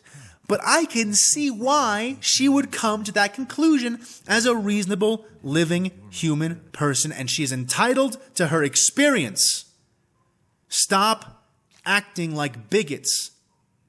Stop taking what people love and trying to destroy it because you find one sin in a basket of humanity. Nobody's fucking perfect. Not a single fucking person. And when I say they're not perfect, I don't mean that, oh yeah, everyone has little skeletons in their closets. Everyone has this and that. No, I mean almost everybody, especially big-time creators, especially big-time creatives, especially big-time, any big-timers of any kind. They have big fucking skeletons in their closets. Things that will be highly controversial. We can't kill everybody over this stuff. If people are willing to be reasonable and non-hostile and civil, they deserve the benefit of the doubt and even forgiveness. And the utter lack of that in the movement, in the communities that are supposed to be liberal and are supposed to be incredibly in that direction, it is mind-boggling. It is self-defeating. It is the thing that makes me question the most if I am liberal. And listen, at the end of the day, I will not allow them to redefine liberalism as something against liberty. I am a proud classical liberal. I am a reasonable person. I will speak with anybody about anything, and I will give them the benefit of the doubt and do it with courteousness, tactfulness, and the love of humanity to bring us together to one place and cease contention. I don't demand everybody agree with me. I don't demand that everybody not offend me. Offense is part of the human experience. It's up to you to master it. Not for other people to avoid offending you. For you to control how offended you get and what you do with that offense and whether or not it's justified or not. Because guess what? You can be offended and be wrong. Your emotions are not yourself. They are a chemical, biological reaction occurring in your brain in front but not behind your goddamn human soul. The way you feel is not actually the way you have to be or are. You still have a choice. Every emotion that crosses your path is not justified by mere virtue of its existence. And this goes for everybody. This is not a liberal only thing now. I see conservatives get so fucking offended by things that just, can you chill? Can you relax? No one is forcing you to participate. It benefits our cruddy bullshit politicians to be highly offended and easily offended. That's why it's so encouraged. That's why the media loves you to get offended. Offended people vote. Offended people watch news programs. Offended people take action because they take action on their offense. You should realize how powerful that is and control it. Not let other people farm you for it. Don't worry about that anymore, Your Eminence. I had to. And that goes for everybody. Under control. And now, here, we really are at the end of the political part of the discussion. I feel like a fucking ton has been lifted off of my shoulders just through having the privilege to speak my mind and be able to air this stuff out. And listen, you can go ahead and civilly debate me if you like. I think it's important to have exchange. I think that we can gain a lot of strength by pushing against each other and reaching a truth that way. I'm not 100% correct. You're not 100% correct. None of us are. We need to be collective and cooperative, in my opinion. But with that said, and with that finally taken care of, let's move on to the actual Star Wars versus Warhammer 40k stuff. And listen, I am sorry. I don't know yet because I'm still recording it, and all this is off the cuff. It's all from the top of my head. I don't have a script. But if the political half of this is a sizably huge part of this video, please forgive me. I know that I'm not supposed to be super political with these things. Like I said, this is basically me going to therapy, like standing on my little tiny soapbox and reaffirming to myself that I do live in a free country and I still can speak my mind. So I ask for your tolerance and your forgiveness in that as we move on to this. And I'll try to pay as much attention now to the actual Star Wars versus Warhammer 40k stuff as I did to the political stuff, though obviously probably not as impassioned, because let me tell you, this stuff was making me crack. Thank you if you've gotten this far for humoring me. And now, let's get on to the episode breakdown. All right, so episode breakdown for episode 42, Mortal Fall, and also for other things potentially. Yeah, so I have been working really hard on this because you guys know already, you're my audience, and you notice when I take my hiatuses that I went on like a 3.5, maybe 4 week hiatus from the series. And I don't like taking away from you guys. I don't like it when these hiatuses have to happen. And I try to take them as little as I can. But at the same time, I have my own other work that I need to focus on. I've been trying to produce the next issue of my comic. By the way, if you're looking to support me, I'm going to be launching because you guys need to know this. I fund all my own things. I don't work for a company. The Night Library is a company that I created with my brother to have a place where we could publish our works and put out our stuff without censorship. Tell the stories we want without censorship. But it's also incredibly expensive, and it's a lot of work. We have to fund all of our own things. We have to pay all of our own artists. We write all of our own stuff. We created the website ourselves. And in fact, my brother, and he has his own channel. Please check it out if you like analysis videos. He does some incredible analysis. His name is the So Good channel. So Good. You'll see him in my comment section sometimes. But we work really, really hard, and we pay a lot for the ability to make the comics we're making now. And currently we have a few on the website up for free because I believe in at least giving you a free taste and letting you know what you're getting into with any given work. And we're starting to be able to sell things, and we're starting to be able to get our copies up. But pretty soon I'm going to launch another Kickstarter for my own personal comic, which I've written alone. It's called A Song of Stone. And it's a very... It's my own fantasy universe, and I think that if I won't give anything away here, but please check it out if you get the chance. Description will be in the description. You'll have a link to the nightlibrary.com and all the things we've, the nightlibrary.net and all the things that we've managed to put there and create, and the few things we're selling. But we are sort of I don't like making this anybody's problem. It's just that the work is expensive, and I need to be able to make the second issue of my comic. So soon I will launch a Kickstarter to help pay for all the expenses of the first one. If I can recoup enough, then I can continue my work on my second comic. But either way, even when I'm doing this very important work and actually fulfilling my own creative endeavors, I don't like leaving you guys hanging for so long. And so I do make a big effort to try to come back hard when I do come back and give you guys something to really sink your teeth into, which is what this week has been.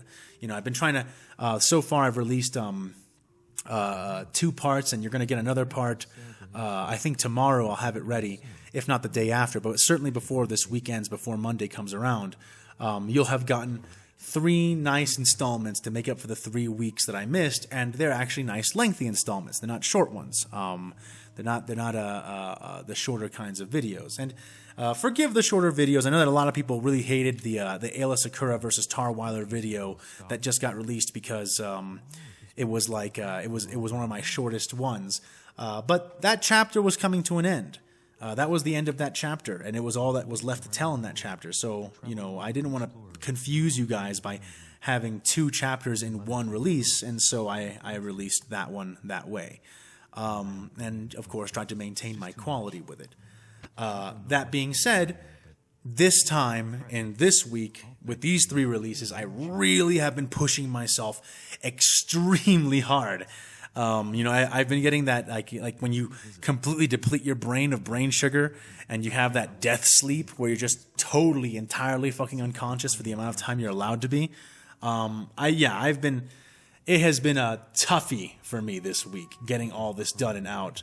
I basically edited part 3 that just got released. The first time I released it, some of you will notice that I released it and then I privated the video and then I re-released it. When I edited part 3 the first time, I was basically in like a half dead, half sleepless delirium. And it does shame me that I couldn't keep the exact release schedule I wanted, but when I saw that I hadn't attributed the music to it, and I saw that some of the pictures had been repeated, I was like, man, my brain was entirely cooked like a fucking egg. And I took it down. It's not up to my standard. To make it up to you guys, I actually, because you know how I told you guys that I had planned to release 4 installments if possible? I took what would have been the normal 3rd installment, or rather, like the 3rd installment of this week, and I included it into this one.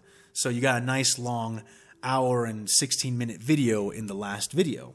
That's containing 2 portions that were originally going to be separate to make up for the fact that I had to take one down and re-upload it. And of course, that also means that you got your 3rd portion actually a little early.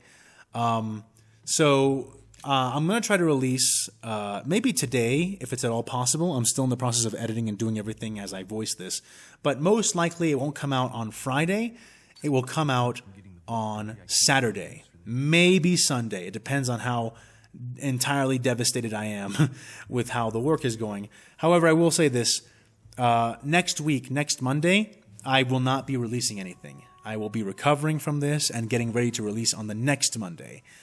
So hopefully getting these 3 hefty chunks this week will tide you over for the next week, which I'll take to recover from this. And then I'll come back with maybe 2 installments the next week to finally catch up, which will give me the freedom and the leeway to have the next one set up for the next Monday, and I'll continue going on from that. And before I get into the actual lore details of this episode and get into the Q&As, which I'm sure the Q&As will have me recover a lot of this or cover a lot that I plan to talk about here. But this is the way going forward that I'm going to do things after Axum is complete, after the whole debacle at Axum has finally come down and those plot lines have settled into the ground. What I'm going to do is I'm going to cut the year into 2 halves. For 6 months, I will do Star Wars versus Warhammer 40K. And if you don't know already, I have the plot lines for all of that sketched out all the way to the sequel trilogies with Rey and Finn and everybody. And I plan to do it more correctly because I don't have a problem with Rey. I just have a problem with a lot of the execution and the ridiculous... I'm not going to get into that. I'll talk about that forever, and no one's looking for that. So the point is that I've plotted out that far, and it may take me years to get there, years of consistent effort to finally arrive at that point as I work not entirely alone. Thank you, Cubic and Studios. If you're gonna, you haven't helped me yet, but you're planning to, and that's really appreciated. But I'm not working exactly alone, but I am writing all of it myself, editing all of it myself, music selecting all of it myself, editing the video together all of it myself. Most of the time, voicing all of it myself with a few guest voice actors from time to time. So it takes a lot of my time. And because of that, I may be doing this for a very long time. So to keep doing this for a very long time without suppressing all of my other creative works and making me feel like I've become a slave to this one crossover, I will be splitting the year in half after Axum, where for 6 months I'll be doing Star Wars versus Warhammer 40K, and then for 6 months I will be doing any of my other creative endeavors or projects, whether they be other Warhammer fan fiction or my original works, which actually is what I plan to focus on a bit more, especially my Darkness and Light series, which if you haven't checked it out, do me a favor and check it out. I worked very hard on it. I think you'll like it. It's interactive, and you get to influence the story. So I think it's going to be a lot of fun for people once I can refocus on it. I've had the ideas out, because I've already had... Well, if you watch the videos, you'll see the choices that have already been made. Some of those haven't come around to fruition yet because of the way that I tend to be kind of long-winded with writing. But all of it's coming down. All of it's I've already got nice, long sketched out plans, potential Hydra's heads for a lot of things that may happen. And I plan to be very flexible with that series, and I am very excited to continue that series. So to not overshadow things like Darkness and Light, 6 months going to be Star Wars vs. 40K. 6 months going to be any other project, including my own original projects. And I hope that you don't begrudge me that, and that you don't unsubscribe and stick around, because, you know, it's not about all just one thing. And I would like to be known for more than just the guy who wrote the really good Star Wars vs. Warhammer 40K crossover. But in any case, into the actual breakdown of this episode. So the whole concept I had with Mortal Fall as a chapter is that we begin kind of high and we start slanting low. At this point, you're actually starting to see Mace Windu falling to the dark side. I don't think it's a big surprise for anybody who's repped at a certain point. He is now using the power of his pain to fuel his power in this fight. And funny enough, Jedi tend to actually do this quite a bit. The biggest, most prolific example I can think of that is most shown to us on screen, like just from start to end, is Obi-Wan versus Darth Maul. Now, ultimately, Obi-Wan defeats Darth Maul by coming back to the light, mastering himself, closing his eyes, being tactical, and flipping himself out of that hole, grabbing his lightsaber in the process when Maul didn't know it would be in his hand, and cutting Maul in half and killing him. But, you will notice that during Obi-Wan's battle with Darth Maul, God,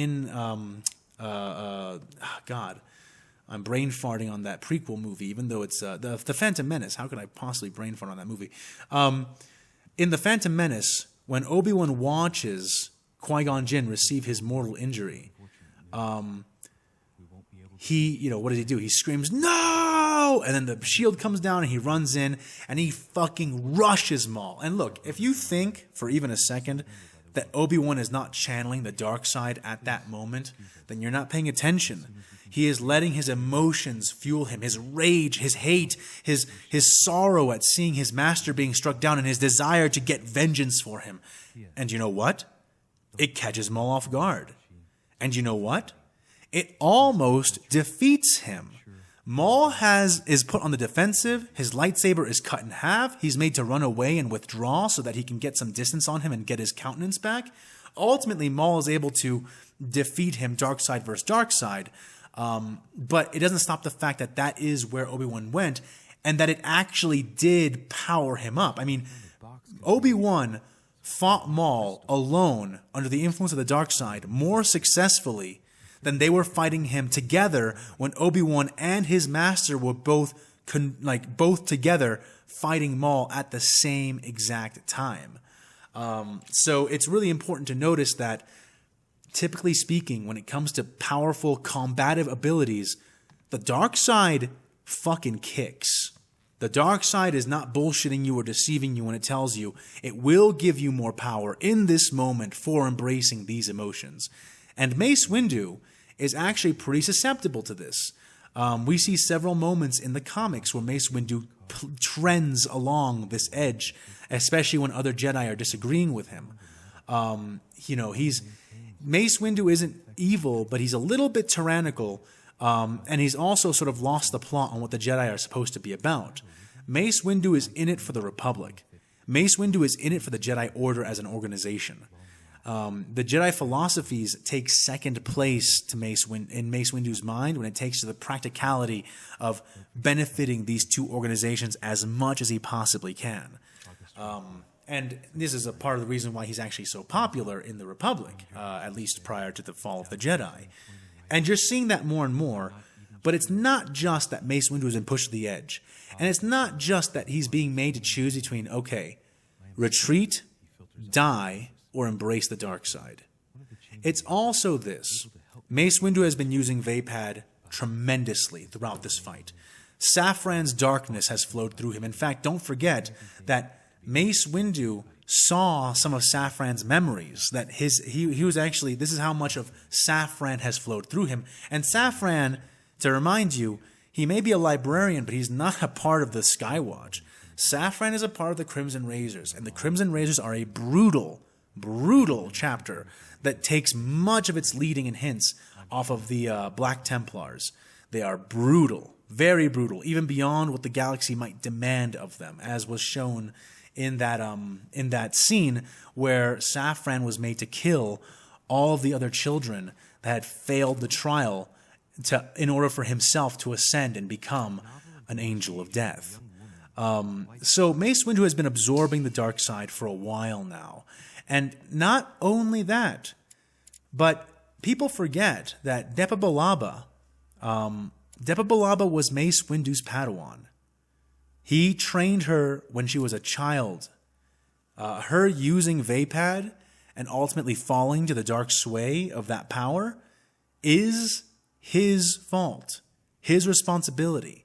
He trained her in it before she was ready. And this happens in the comics, in the Legends comics. I know that they've retconned it in canon, but in Legends, Depa Billaba becomes a war criminal because she absorbs too much of the dark side. It determines that they must win this war against the Separatists at any and all costs, and begins to commit atrocities. And Mace Windu is forced to come after her, and effectively he's forced to put her down and help in that whole process. And it's part of what breaks Mace. But here, it's not even like he got to be the one to take ownership for his mistake. Depa killed Jaro Tapal and then got herself killed by the enemy they were fighting. There is so much weighing down on Mace Windu now. And I know a lot of people don't like him, that they're very upset with the way that he treats Ahsoka, and that they're very upset with his hard-headedness and his stubbornness, but you have to realize that Mace Windu is a man who's watching everything he's loved and fought for peel and break away and fall apart. And he is a man desperately clutching at the very edge of his universe to keep everything he's known and fought for intact. And he's willing to sacrifice virtually anything, including himself, to do it. So right now, he's fighting against these Imperials. They're very powerful. They're not even in powered armor. They are armed and equipped, but they're clearly not to the same degree as Safran. He was already forced to retreat from that ship after having damaged it and left it mostly inoperable. He's not happy about how this has turned out. Mace Windu had imagined that with so much of the Jedi Order here and covering each other, that they would be doing more than just surviving most of these encounters, that they would be thriving, that they would be pounding and crushing the Imperials and grinding them to dust, that they were ready for this. That is what Mace wanted to see. That's what he expected to see. And it's not what he's been seeing. He has unfortunately been realizing more and more that when it comes to waging war and states of battle and fights, the Imperium is just more conditioned to it than they are. They are more ready to give more of themselves. They're more willing to put everything on the line. And subconsciously, he's upping his ante to meet that. He won't be inferior to them. He doesn't believe they're right. He doesn't believe they're correct. He doesn't believe they deserve to be. And so he just won't let them drive him off. He needs to win. He feels it like a real true blue need. And this true blue need is what is driving him into darkness. Because when he has the choice between retreat or die, he chooses the third option. Embrace pain, embrace hatred, and fight harder. Get stronger. Kill harder. And you're seeing that. You're seeing that. So even as Mace Windu takes his grievous injuries, and he lost an arm in the last episode, even as that happens, Mace Windu is actually gaining power from the dark side more and more and more. And you have to really understand this, And what's really great is that there was a book that showed this really excellently. I can't remember what it was called, but effectively what this written exchange was about was that Count Dooku is sitting in his office, and Yoda, ninja style, sneaks into his office, but like raises his hands like, "Hey, listen, man, I'm not here to fight. I've come here. I've snuck all the way here to talk." And he literally tells Dooku, you know, you were one of my apprentices. I watched you grow up. I trained you. So I've come here because I acknowledge that you might be right. So please, with all of the skill you can, turn me. Turn me to the dark side. Tell me and show me what is so potent and powerful about this ideology that you would turn against the entire Jedi Order and believe that it is superior to the light side.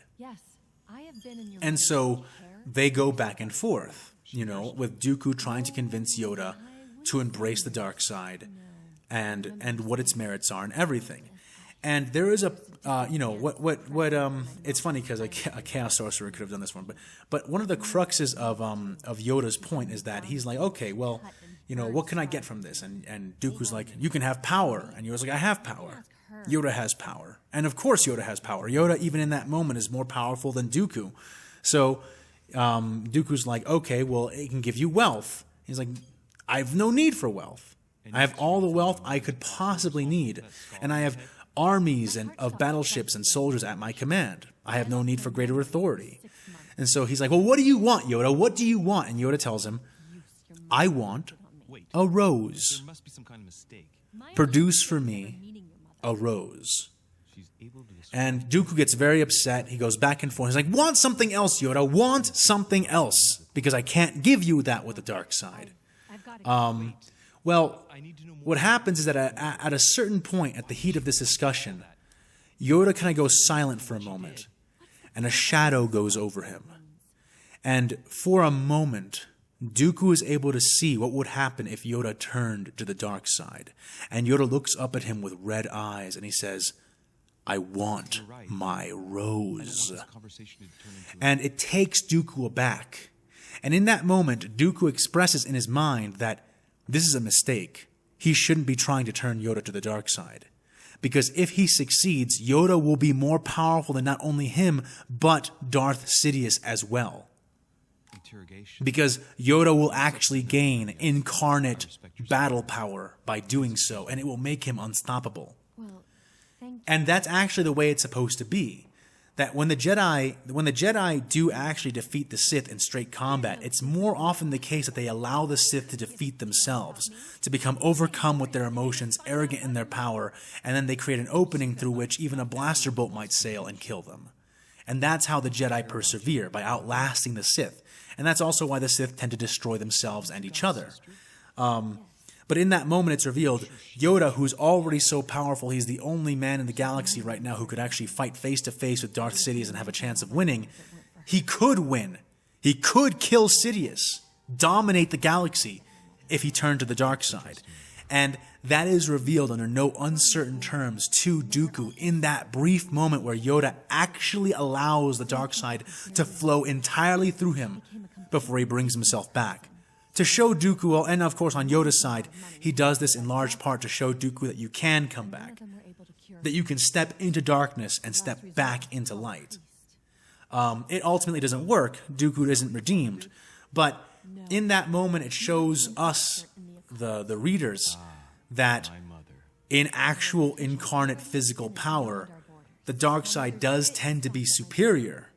It gives you strength instantly, and that strength is real strength. It is affectable, actionable strength.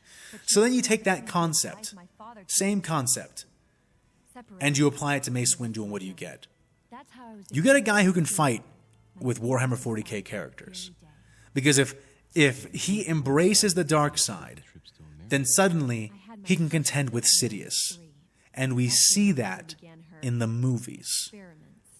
There's a moment where Sidious defeats Windu in their fight, where Windu is caught in the open, Sidious's saber is right up against his chest, but Sidious doesn't press forward. Instead, he allows Windu to keep fighting as he mocks him. But when that happened, you know, and the novelization makes it clear, but when that moment comes about, when that blade is almost into Windu's chest and Windu is shown that he's going to die just like the other Jedi do, Windu gets pissed.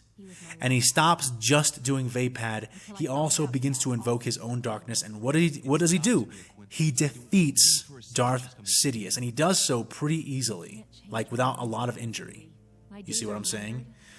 Take that same concept, apply it here, and apply it stronger. He's not fighting one man. He's fighting an entire culture, a whole gigantic galactic army. And just this much of it is putting him against the wall. So he is drawing on his pain to gain power. And for those who are wondering, how is Windu still going? How is Obi-Wan still going after everything they went through? There are 3 answers in the case of Windu, and 2 answers in the case of Obi-Wan Kenobi.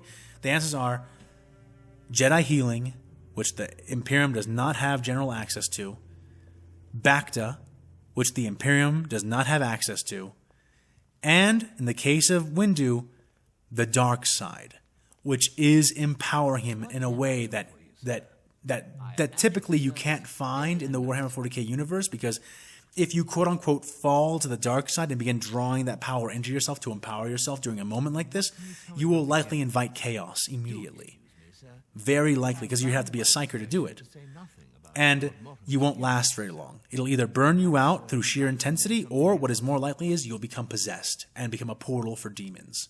So it's just not an option for people trained to fight in the warp, with the warp, to just let themselves give in this way unless they are like word bearers, people who are already in league with chaos in a deep, profound, and intimate way that won't be destroyed by this, but instead will gain more power from it in a legitimate way. And it probably still involves the consumption of or possession by a demon.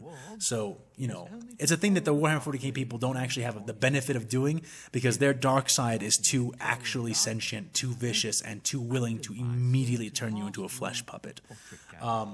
Not so in Star Wars. In Star Wars, it'll still turn you into a puppet, but in a more subtle way, because in Star Wars, the dark side is at best the nascent will of dormant, unformed chaos gods, versus the actual conscious efforts of a thinking, breathing god entity that suddenly feels you pulling on its tail. So keep that in mind. I know that a lot of people are like, how are they still going? How are they can still go. We do have a lot of precedent in Star Wars for these. And once you get out of the fight, if you can get to a Bacta, honestly, all you need is Bacta. Bacta can bring you back from the brink of death. It can also, literally heal broken bones super fast, so long as they're not entirely shattered. So, keep that in mind. Make sure you understand that. Obi-Wan Kenobi did have a broken shin. His broken shin was healed by Jedi healing and then further reinforced with Bacta. That's why he's not sweating his previously broken shin anymore. So yeah, keep that in mind. Now, when it comes to Samael and when it comes to Hecate, I'm going to go into a little bit of spoiler territory, and this will be expanded upon more in the actual story. But I see a lot of people having a lot of confusion, making a lot of misconceptions, and thinking I'm going one way when I'm going another. So if you want to learn more about Samael and Hecate, hang around. I'll go ahead and put another timestamp down right here. Skip to here if you don't want to hear anything about them or their histories or whatnot. I won't give away too much. I'm not about to expound on everything, but I am going to give you enough to understand. So with Hecate, most of it is already out in the air. She was being trained to become an Eversor, not an Evessor. Sorry for my mispronunciation there. Just Evessor just sounds so easy to say rapidly, but an Eversor assassin. That is what she was being trained to be. In the course of her training, it was discovered that she had psychic potential because it was brought forth during the intensity of the training. People can have latent, dormant psychic potential, and it may not ever actually surface, even under extreme circumstances. It depends on what level of psyker they are. And for all intents and purposes, Hecate is not actually a very powerful psyker. She's not super high up on the psyker chart, if you will. She's nowhere near a fucking alpha or a beta or anything like that. She's much farther down on the list there. But even psychers who are much farther down on the psychic rating chart than people who are like Tarweiler, who's at the absolute top, bar the Emperor, their bodies tend to suffer. This is a thing that you'll notice with a lot of psychers. A lot of psychers look pale, sickly, big bags under their eyes. And this is in part because of the toll that psychic powers and just being ambiently psychic takes on your body. And that's a problem if you're trying to be trained into an Eversor assassin, because even at peak physical condition, you have maybe a 30% chance of passing all the physical trials and not dying in the midst of them. Eversors have an incredibly high attrition rate because of how absolutely extreme everything involved in their creation is. And that should not be underestimated. It shouldn't be overlooked. Eversor assassins are motherfuckers, and you have to be very fucking careful with them because they've been made into absolute brutal weapons. And full-fledged top-tier Eversors, you have to remember, not every Eversor is the same, and there are several examples of this, but top-tier Eversor assassins, the lethalest among them, scale to custodians, and that's crazy powerful. Hecate does not scale to a custodian. She cannot. She never finished the training. She never finished the program regiments. She wouldn't even explode if you killed her. You'll notice she doesn't have the shoulder-mounted drug implant that constantly drips, like drug feeds into her whenever she kills somebody. She didn't get that far along. And the reason is because, again, her body became frail, and also because you're not allowed to make psychic Eversor assassins. That's considered to be a step too far. You're going to create a monster we can't control and who might go over to chaos.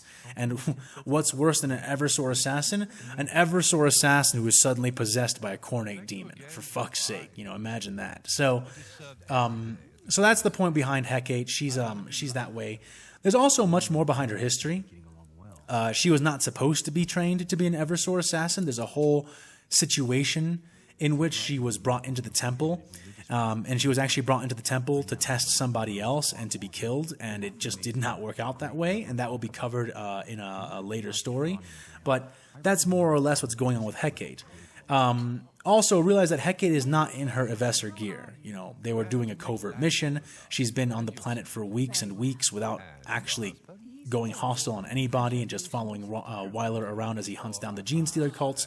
He keeps her around, obviously, because when you're hunting Gene Stealer cults, you might come across one of the variants of the pure breeds, or a powerful biomorph made from a human, or maybe even a patriarch itself. And if you come across any of that, you're going to need someone like Hecate to help take the heat off and to potentially actually affect the assassination. So that's why he kept her around, but in order to keep her from being obviously recognized as an Imperial, he had to greatly reduce her equipment load, and that's what you see her wearing and walking around with right now. Now, when it comes to Samael Wyler himself, Samael, he's a failed Astartes, and let me explain to you what that means right now. He received gene seed implants from his chapter. He was raised up to be a Space Marine, and what ended up occurring is that when it came, he actually succeeded being a Space Marine. He was in the Scout. He succeeded being a Scout Marine, and he was graduated up. And when you're graduated up from being a Scout Marine, that's when you're implanted with the black carapace, and it's made to grow throughout your body so that you can connect seamlessly with your powered armor. Unfortunately for Samael, his black carapace did not develop correctly. The plugs never breached his skin, and it's more or less kind of deformed underneath his skin, the actual black carapace. It's scrunched up in certain places. It hasn't covered his body uniformly. It just didn't work. And this happens sometimes. The black carapace is actually famously finicky. It was the hardest part to complete in the actual Space Marine creation process, and it required expertise outside of the Emperor to actually factor into it and complete it. And I do believe that one of Belisarius Caul's lives is actually intrinsic, like absolutely vital, to the creation of the black carapace in a way the Emperor couldn't have been, which is very interesting and really tells you a lot about the ingenuity required for that last gene seed organ to be grown and spread correctly. And unfortunately, Samael was just not up to snuff when it came to that part. Now you might say, okay, well, then wouldn't he just be relegated to being a scout sergeant? He would be normally, but here's the problem. The black carapace in Samael didn't just not develop correctly and therefore not give him access to it.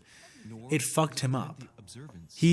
Samael is in near constant pain as a result of the deformity in his black carapace that spreads across most of his body. And this is actually why you see him smoking all the time. This is the exact reason. Samael smokes low sticks, in part because low sticks have a numbing narcotic effect that helps him kind of get through the pain.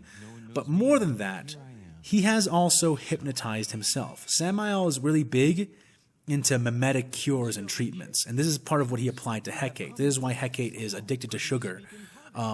He has hypnotized her and mimetically programmed her to become pacified whenever consuming sugar, and to just remain chill and to not feel everything that has been done to her and everything that's in her past and in her future when she can remain in her first phase. And to remain in her first phase, she needs to be supplied with like a steady amount of sugar and distraction, which is why you saw her dancing before he got her the candy. He saw that she didn't have anything to eat that was sugary.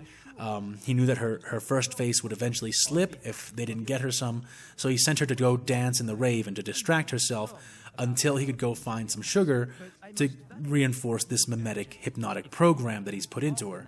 He has also put himself under this same mimetic programming, which allows him to numb out his pain and to maintain his focus so long as he can be smoking low sticks or have certain kinds of stim injections that will allow him to ignore it. Now, the stim injections aren't really programmed medically. They're powerful narcotics and combat stimulants that will allow him to ignore pain.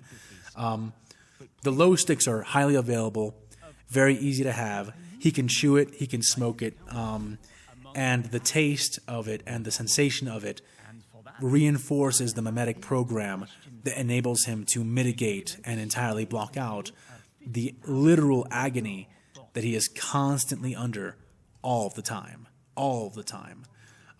So this is why he smokes so much. This is where he came from. And the pain problem is actually the reason why he was relegated down to becoming a bondsman as opposed to becoming a actual member of the chapter's Space Marines. Because he didn't know how to mimetically do this to himself until he had become a part of the Inquisition. This is just not a thing that the Space Marines really do to each other. They may have mimetic programs and mimetic learning machines, but that's not the same thing as what we're talking about now, which is a very customized process. On top of that, it's kind of inappropriate for Space Marines to smoke. They're not supposed to smoke. They're supposed to be kind of about one thing and not about anything else. So, because he wouldn't be able to perform his duties without being distracted from them by his constant pain, he was reduced in rank to a bondsman. And eventually, he was adopted into the Weiler family. So, yes, he is brothers, quote-unquote brothers, with Tarweiler. And they actually do see each other that way. That being said, they're not biological brothers. They're part of the Weiler lineage and family, but the Weiler lineage and family is not a blood lineage. The Weilers have always been adoptees. It's very rare that a Weiler remains a Weiler just because they were born into it. They are taken from places and put into the family once they're seen to be an asset to that, and there's a plan for them by the person who is currently adopting them into it. So that is the context surrounding Samael Weiler, Hecate, and a little bit about Tarweiler as well, to let you understand that. People wonder. I saw people rightly wondering, how on earth is Tarweiler even alive? Doesn't the Imperium kill Alpha Plus Psychers on sight? Yeah, unless they're adopted by Inquisitors who have a plan for them. The Weilers have always been very ambitious when it comes to this, and you'll see why. But a big thing behind the Weiler family creed that has guided this inquisitorial pseudo-branch, if you will, for thousands of years, has been the idea that, the Imperium takes, we take back. We don't allow things to go to waste. The idea behind the formation of the Weiler Creed was that so many of the forces we face take away from us. They corrupt away from us. We lost half the Space Marine legions to it. How can we ever get any of them back? We need to have the capacity as the Imperium not only to produce the things that everybody takes, but to take some of that back for ourselves. And this is the big philosophy behind the Weilers. It's why Samael was adopted into their lineage and trained to become an Inquisitor. It's why Samael, after becoming an Inquisitor, found Hecate and took her from being liquidated and decided to recycle her, quote-unquote, to be of service to the Inquisition. It's the reason why Tarweiler was adopted into the family. It's the reason why Tarweiler uses daemon hosts and why he has a heretical tech priest who crosses boundaries working directly in his service. It's why he has all those captives on that, all those varied captives on his personal ship, or in that personal prison that he's got on that ship. Because the Weilers, in one way or another, with a great amount of variance, they seek to take back. As chaos corrupts and takes away from the Empire, they believe the Imperium should be able to, quote-unquote, corrupt and take away from their enemies. And this is a big part of the Weiler family philosophy that has persevered throughout these many, many different millennium of war. So now you understand explicitly sort of what's going on there. And here, hi, people who are coming back from the timestamp skip. So with that said, and with that understood, let me see here. What else? Oh, I see a few people confusing Leandra with Rajulia. Rajulia is dead. Rajulia died in way long time ago fighting Shakti. She ensured that Shakti would die with her.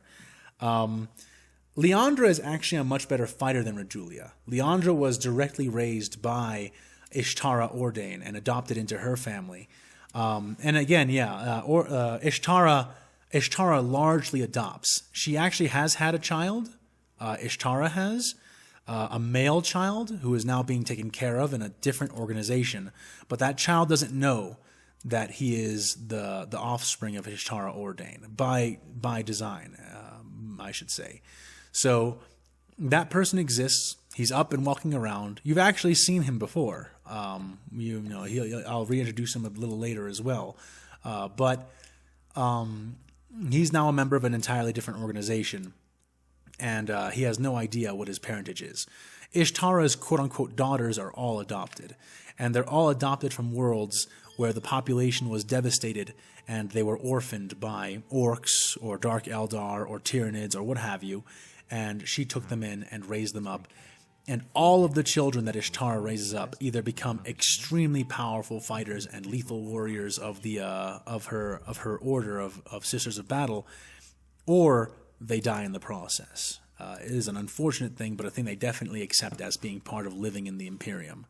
So Rajulia is not related. She's not one of these adopted daughters. She was not just a Palatine. Palatines aren't just anything, but she was a commander above everything else. It's part of the reason why she had more clout ability to actually enforce the unofficial promotion onto Lazarus than any other normal Sister of Battle would have. A Palatine is pretty up there in the echelons of authority when it comes to the order. But she was not as good a fighter as Leandra, even though Leandra is younger than her. Additionally, I saw some people asking for what Rajulia looked like. I don't think I ever described her. She has brown eyes, black hair, and tan skin. If you were to try to allegory her to a modern day Earth racial ethnicity, she would be Indian. Not Native American Indian, like Indian from India.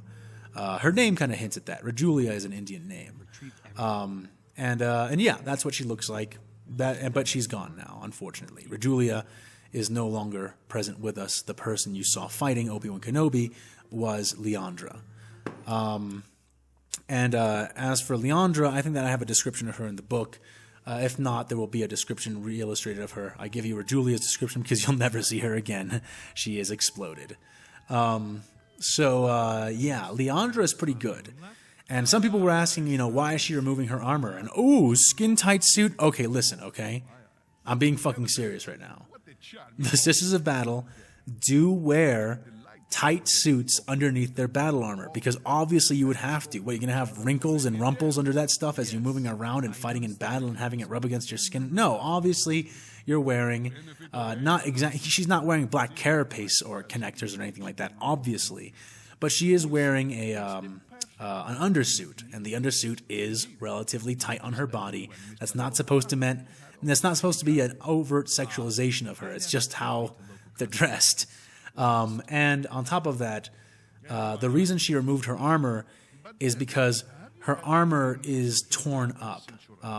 Leandra has fought so many people today, and she does not have the ability to breathe back into her armor to suddenly heal it up. You know, she fought the Gene Stealers, she fought, not Shakti, Aayla Secura, she's been fighting tons of Jedi. She was in the hallway with the clones, holding the Tapa Haiv earlier in the story. I think that was Leandra. I'm pretty sure. Maybe it was Reyna. Reyna is her sister, by the way, the one in the medical tent who tried to fight off the Gene Stealer. I think that is, the reason she removed the armor is because Obi-Wan Kenobi, what he said was true. What he said was actually true. She can't fight him. She won't be able to keep up the fight with him. After he had force-shoved her, he already broke so much of her suit, in addition to what was already broken, that now she's actually...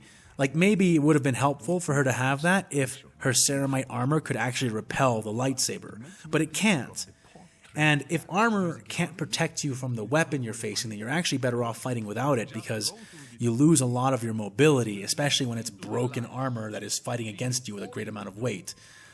She does wish that she could have kept all the strength and speed that the armor gives her, but at that point, the armor wasn't even giving any of that to her anymore. So there was no point in her keeping it, and she knows that she needs to be able to fight long enough to either be able to win, or at least to hold out long enough that somebody might save them and at least get St. Lazarus out of there.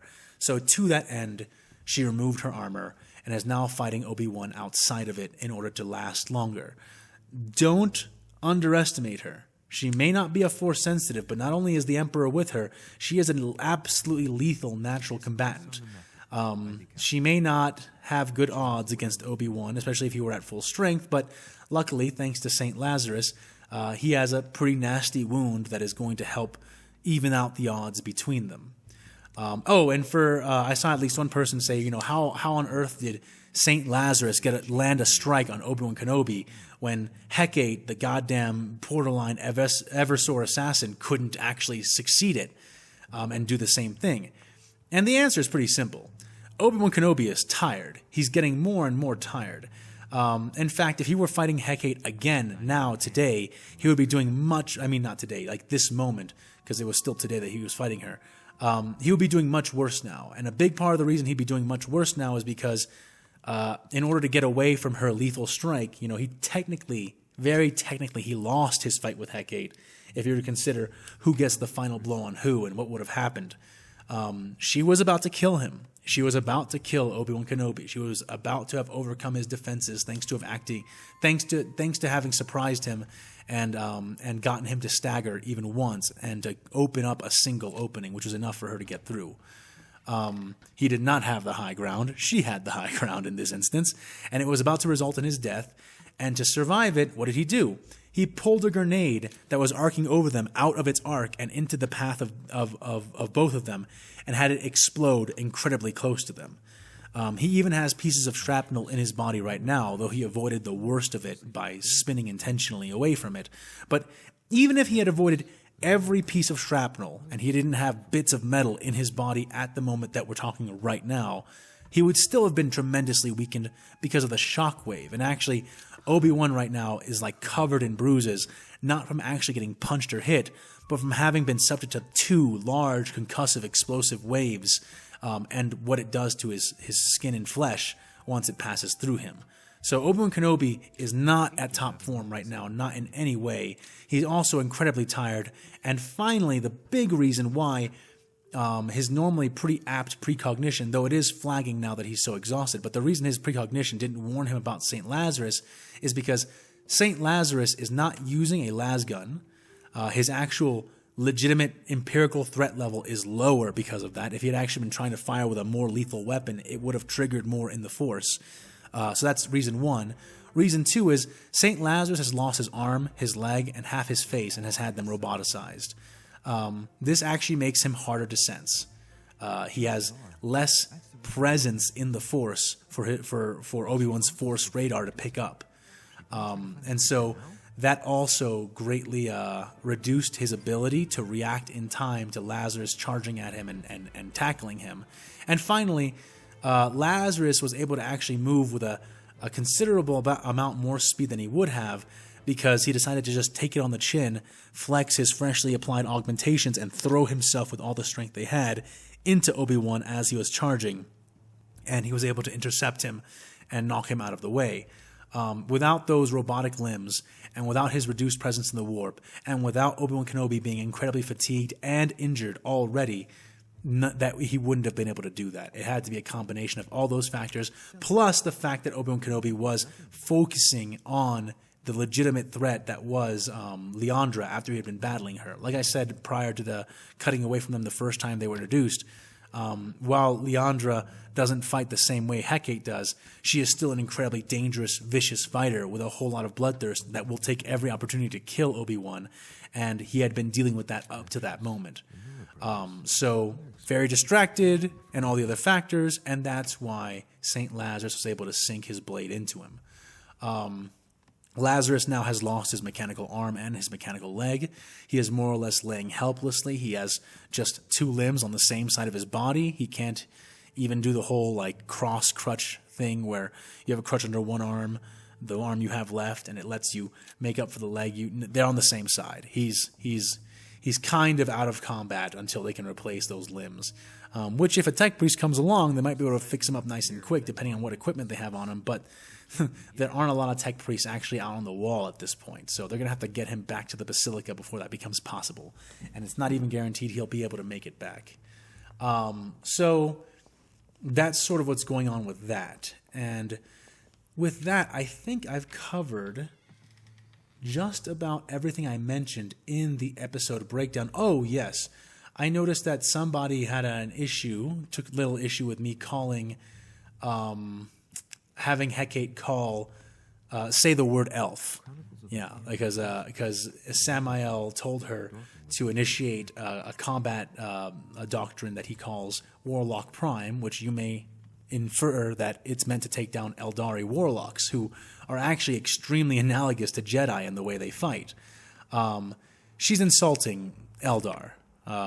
Elf is a derogatory term, and the word elf does exist in Warhammer 40k. It's not used a whole lot. Knife ear is a thing that's often used to be derogatory against Eldar.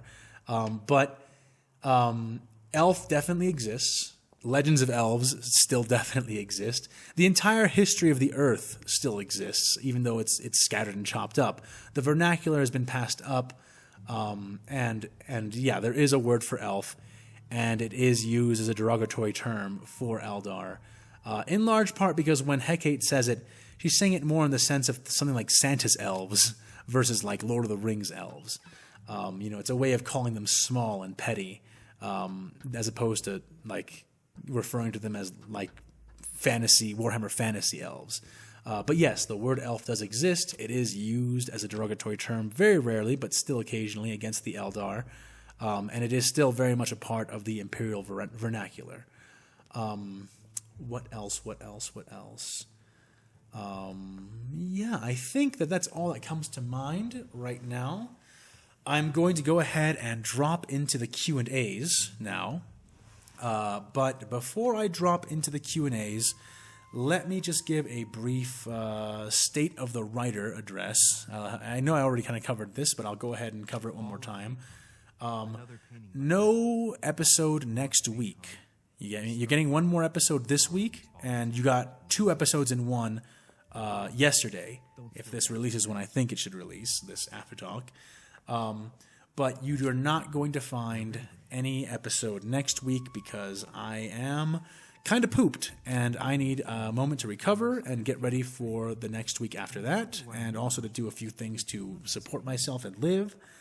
Feel free to support me with my Patreon or by purchasing my comic books or comic paraphernalia. All of it's in the description down below. Please check it out if you do want to support me for that. I have been fucking grinding this story out here, this last piece. I really wanted to get this chapter done once I came back, and it looks like I'm on track to do exactly that. The next episode will not be on Friday, which today is probably Friday. It will be on Saturday or Sunday. Expect it then. That is when I plan to go ahead and deliver that for you in that time. Let me see here. Anything else? No, not really. That is more or less the state of the writer as I am right now. And so with that said, let's go ahead, click, and get on over to the Q&A. No, not that. There we go. All right. And sorry for everybody who's like telling me that I should be going directly to the Discord to look this up. Again, I'm a little bit afraid of Discord. I only kind of use it to play D&D 5e, which I've been having a lot of fun doing. A few of you guys from my fan base joined me, and I'm playing a game with you guys. And I've also made a game that I'm playing as a GM with you guys, and it's a lot of fun. It's a lot of good leisure for me. Very creatively stimulating. I'm very much enjoying it. But aside from that, I'm a little bit shy of Discord. I will come on every once in a while, especially when I have the energy to. But because I have a million messages waiting for me on it, every time I go on there, I sort of... it's another form of social media for me, and it definitely drains me. Let's just leave it at that. So I'm not saying I resent anybody using the Discord, and you should still use it. It's a nice place for you guys to gather, and I do go on there silently sometimes. But for the purposes of right now, just having all these questions coalesced and gathered up here does me a lot of good. It makes it a lot easier for me, especially in my depleted current state. Alrighty, so scrolling. Wow, you guys have a lot of questions here. I'm going to try to get through all of them to make up for my earlier political segment that probably took up an enormous chunk of this video. So I'll try to do that for you right now. Again, sorry about that, but I do appreciate that you let me do this. Some of these questions may go into spoilers. If they go into spoilers, I am... not going to answer them. I hope that that's acceptable to you, but let's go ahead and start. So, starting at the bottom, how do you feel about the Lion coming back and Vashtor?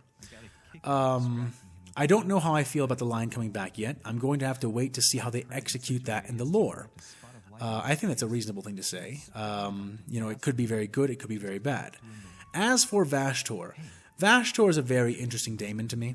I actually enjoy hearing about him and reading about him quite a bit. I suspect that that stick that was up Perturabo's ass during the entirety of his existence may have finally taken life of its own and become Vashtor. Who the fuck knows? I know that Vashtor has got to have some sort of close relationship with Perturabo due to like all the Iron Warrior influence around him. But yeah, I like Vashtor. I honestly wish there were more demons like him. Because he gives a personification to the race of demons that is normally absent in that they're just facsimile shard servants of the greater chaos gods. He is certainly not, at least not from what I've seen. So yeah, I like Vashtor. I like him quite a lot. Next question. By a rate of 1 to 11, how hot will the galaxy burn? Oh man, I can't give you that. That is a spoiler. You'll have to wait and see how hot the galaxy burns. But it will. But it will burn, definitely. Let's see here. Next is, what are the CIS doing?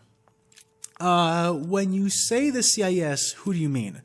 Grievous, Dooku, or the Separatist Council? Which, by the way, is separate and defined from the Separatist Senate. The Separatist Senate is mostly dead. There's not a lot left alive on Ractus Secundus after Davik Thune got finished with it. Dooku is regrouping his forces and trying to recover the CIS Council, and you will see why he's doing that and what his plans are as the thing comes up.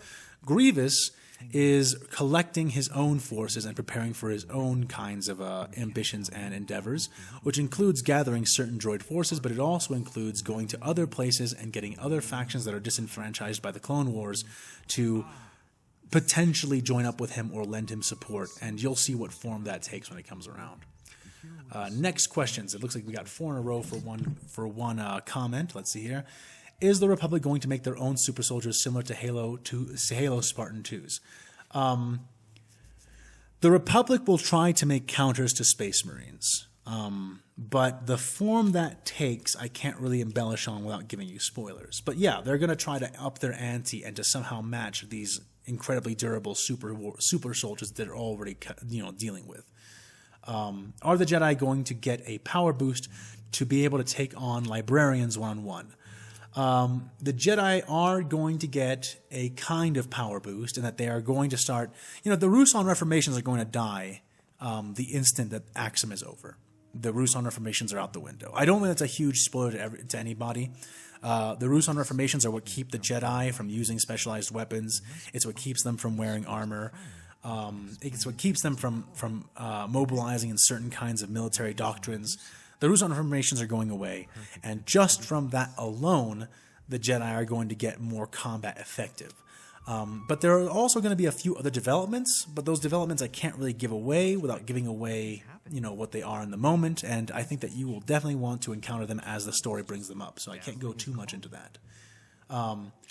Is the Republic going to get a tech upgrade for their army and space navy so they don't get one-shotted by the Imperium? Yes, they're going to adapt certain technologies, not from the Imperium, but from their own galaxy into the Greater Republic military, and they're going to adapt certain tactics to help themselves survive and adapt to the Imperial methods of fighting.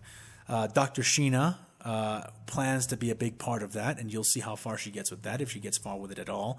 But with or without her, you are going to see the Republic, their shape change to conform to this new enemy and style of warfare so that they can actually contend and maintain some kind of effective resistance.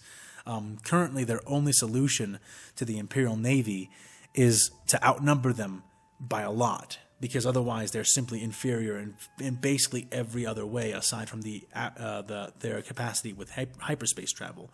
So they are definitely going to be moving that around.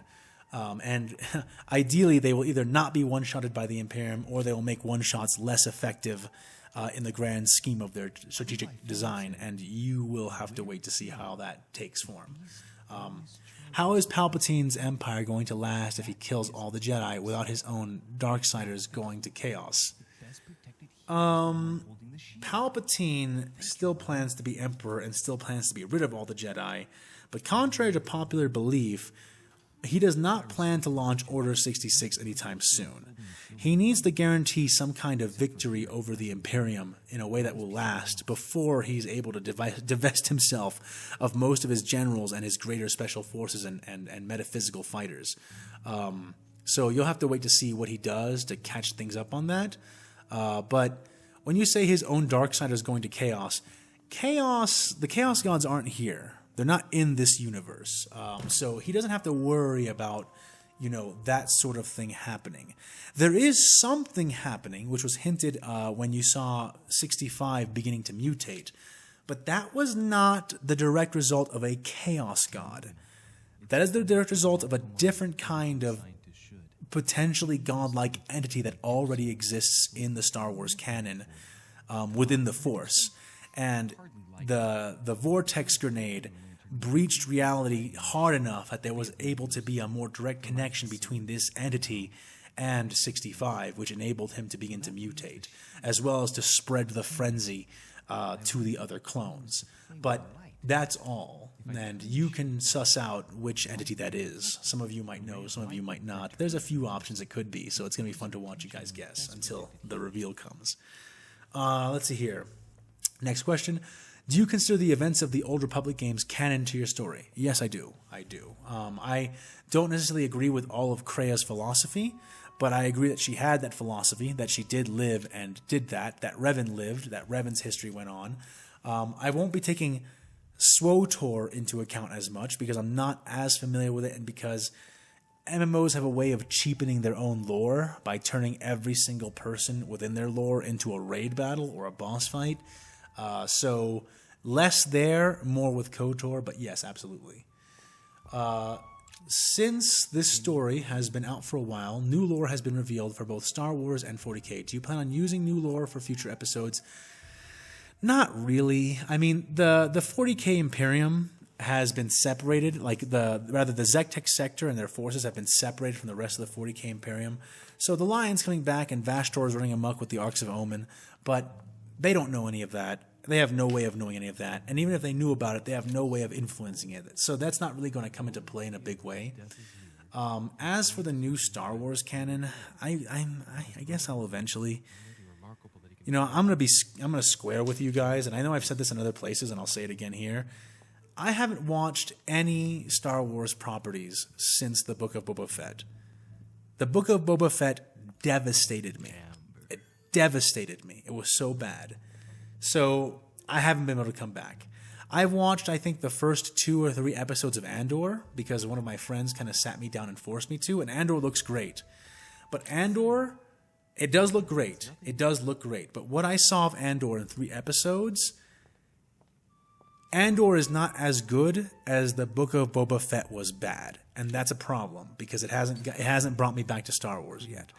And honestly, I'm terrified of the new series, the new season of The Mandalorian, and I'm just terrified of Disney canon at this point. Like after what they did in the Book of Boba Fett, I'm so ready to cut off the rest of Disney canon, just to take what was there when I set up my initial plot line and all my plot points leading out to the future. And I'm reluctant to move them around now, and I'm reluctant to include anything else they do now because the Book of Boba Fett was so hideously bad. I don't want to go into it. I'll go into it for a million years. Just leave it to say that the sequels combined with the Book of Boba Fett has tanked my ability to absorb Disney Star Wars for the foreseeable future, and we'll see if I recover, but I haven't recovered yet, so I'm not sure if I ever will. I love Star Wars for what it was, but I'm not sure I can follow Star Wars into what they're trying to make it be.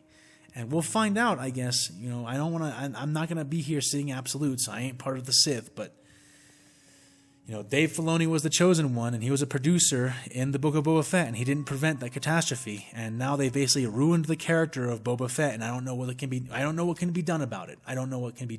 So, in any case, moving forward from that, scrolling up. Okay, so disclosure.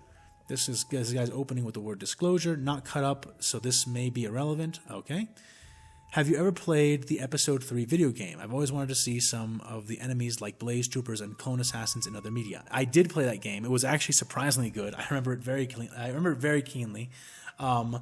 There are Blaze Troopers, and Blaze Troopers have powered armor, which is pretty interesting. Though it's dedicated entirely to flamethrower guys with jetpacks. It's pretty cool. But I've already mentioned the Blaze Troopers actually.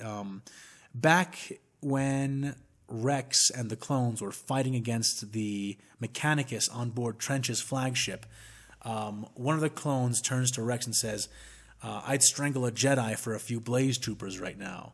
And that's what he's talking about. He's not talking about them just because, flamethrowers would be so good in this situation. It's not really that. It's that we could use guys in really, really heavy armor right now to push forward and keep the fire off of us is what he was implying. And that's because, Blaze Troopers exist. They're very rare though. They're only issued via special requisition. Though there may now be Blaze Troopers on the field now that Republic proper reinforcements are beginning to arrive on the surface of Axum. As for the Clone Assassins, however, Clone Assassins were held in reserve specifically for the day that Order 66 goes down. So they're actually still held in reserve, and they will. I can tell you this: they will be employed once the things at Axum have finished and Palpatine realizes that, punches can no longer be pulled, and he begins to disclose the full cadre of military possibilities that are available to Anakin as Supreme Commander. So they will exist, and they can come into play afterwards, but not in the current battlefield. But yes, they will be there, and Blaze Troopers may already be hanging around. Next question. What happened to that heretic priest that was with Tar Weiler before he released his Daemon host? I can't rightly remember if he's dead or somewhere else. Actually, he's in the building right now as Tar Weiler is fucking with the Jedi. He is the one operating the technology and the beacon that is calling Tar Weiler's ship to him. He's sort of hanging out in the background right now. He is a tech priest, of course, heretical tech priest. You guys will get more of this pseudo call later on, when things from Axum kind of roll out. He's not looking to actually engage in combat if he can help it. Though he is pretty lethal, so don't underestimate him. But yeah, he's a few floors above where Tar is currently fighting the Jedi, very aware of what's going on and being very careful to keep his distance as Tar takes his weights off, so to speak. Next question: Will the ones or the wills be used to counteract the gods of chaos and their unexpected interference in the galaxy? They may already be. They may already be. If you know anything about Star Wars Legends, then you are aware of the fact that the galaxy is surrounded by a sort of invisible force field that prevents entry, prevents exodus outside of like holes in this, which is what the Yuuzhan Vong end up using when they go through Sector Prime to invade the galaxy. But there's a strange field around the Star Wars galaxy that protects it from exterior invasion, and also that preserves the Force. Outside of this field, there are different quote-unquote forces, an example of which is the Anti-Force, which exists in a close parallel dimension. So these things do exist. But this force field is already there. Who put this force field here? Some say that it was the Ones. Some say it was the Celestials before they were reduced to the Ones. Some say it was the wills of the Force. Who knows? But what you're saying may already be an occurrence is all I mean to imply.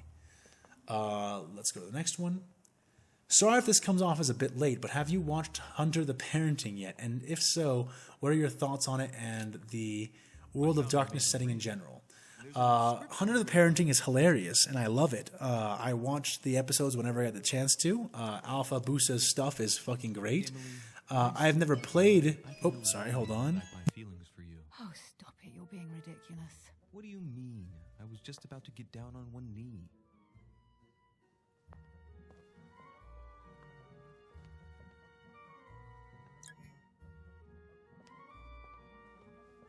I have never played... Oh, no. Yeah, I've never played World of Darkness, the tabletop RPG.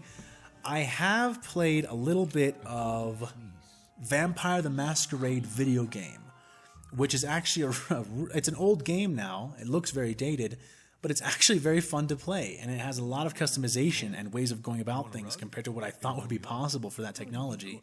And it has a lot of fun characters in it too. So I like the setting. And I wouldn't be against trying it if I had the opportunity to.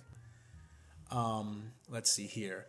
Emperor Eagle, let's see. What are the numbers of Imperial attachments on Tatooine with Kane? Less than you might think. I don't have those numbers in front of me right now, so I can't actually answer that question with great accuracy. On top of that, I like to keep that a little ambiguous so I can adjust in the event that something should happen in the lore that I don't quite see coming, just so I have space to adjust. But the people who went down there with Kane were largely volunteers if they weren't the disposables that Orion had already singled out. So all the Space Marines that are down there volunteered to go down there for various reasons of their own.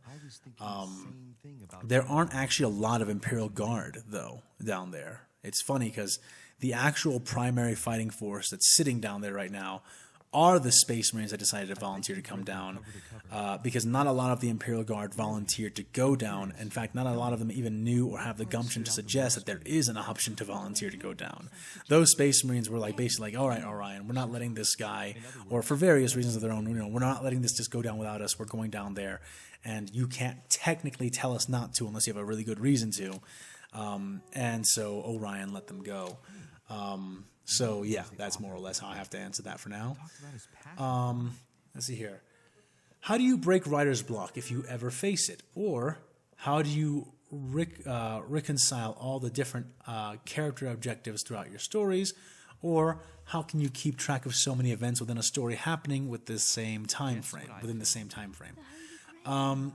Okay, so starting with the first one, how do I break writer's block? The only way to break writer's block is to push through it. You've got to write shit. Write garbage.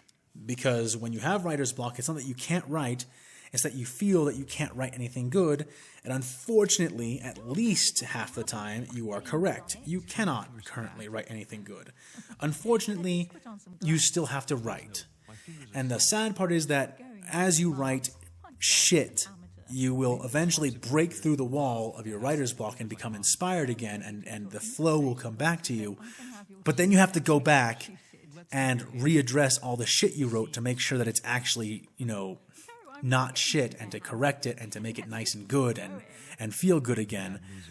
So writer's block is a pain in the ass. Let me say this. There's no easy way to get around it. You're never going to get around it easily if you have legitimate writer's block.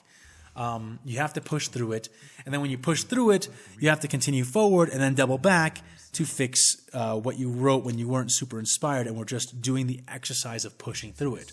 But in my experience, the only way to push through writer's block is to keep writing, look at media, watch some cool shows, read some good books, remember why you love writing, remember why you want to write subconsciously, not just intellectually, and then keep pushing forward.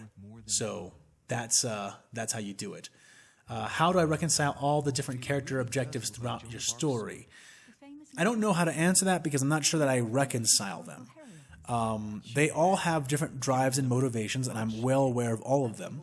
And they all interact with each other in a way that pushes the story forward. If two interactions wouldn't be conducive to pushing the story forward, I introduce the world in some way that disrupts that interaction to keep things going the way I want it to go. I am God. In this story, I control every warp storm, every meteor, every planet's decision, especially every unambiguous character who may be making decisions for planets or anything like that. I have a million avenues by which I can put a prism in front of any given light of motivation that a character has to change its color or redirect its flow. I can make characters believe a certain thing because they saw a certain thing, or disbelieve a certain thing because they didn't see a certain thing, or any combination of those things. The idea is that you want to know what kind of story you're writing, and then you want to carefully adjust and move up the line of that story towards your objective while staying true to the characters, using the many, many tools at your disposal as a writer to make sure those things remain consistent without seeming contrived, which is a little bit of a balancing act. Oh my God, my microphone is doing something. Oh, here we go. It is a little bit of a difficult task, a balancing act, but it's one that you can do it if you take it piece by piece. What you have to watch out for is make sure that it doesn't seem contrived. Write things that are true to the characters and true to the world, still going in the direction of the plot you're trying to hit, without falling into the realm of contrivance or unbelievability. Don't change characters and don't change what they would do just to get to a certain place in the plot. Make everything at least feasible, if not outright believable. And then we have, how can you keep track of so many events within a story happening within the same time frame? Well, I have an outline, so that helps. But the outline is very bare bones. I'm filling out most of it as I go along. So, have an outline helps. Know where you're heading, that helps. Be intimately aware of your characters, that helps. But you say how do I keep track of it? Man, I didn't know that the Battle of Axum was going to go on for this long. I had thought it would end a long time ago. I'm not a good judge of character for the length of certain things. This is what that's revealed to me. Because it has never been my intention to lie to you guys when I say, okay, I'm going to finish it up in this much, I'm going to finish up in this much. I really have tried, but I realize that I have a choice of rushing and getting down to the ground, so to speak, faster, but with less authenticity and being less fair to the characters in the world, or I can play everything out the way it would happen genuinely, which is what I'm trying to do now. And so I can't say that I'm super good at keeping track of those things, but the way you do it, or the way I've been doing it, is with an outline and taking it step by step. Next. Don't suppose we'll be seeing Dark Troopers, or something approximating them, proposed early as one way for the Republic to match the Imperium in combat. You very well may. I can't say too much on that because it goes too deeply into what the Republic is going to begin doing as countermeasures against the Imperium. But don't count anything out, and I like Dark Troopers, so don't count them out.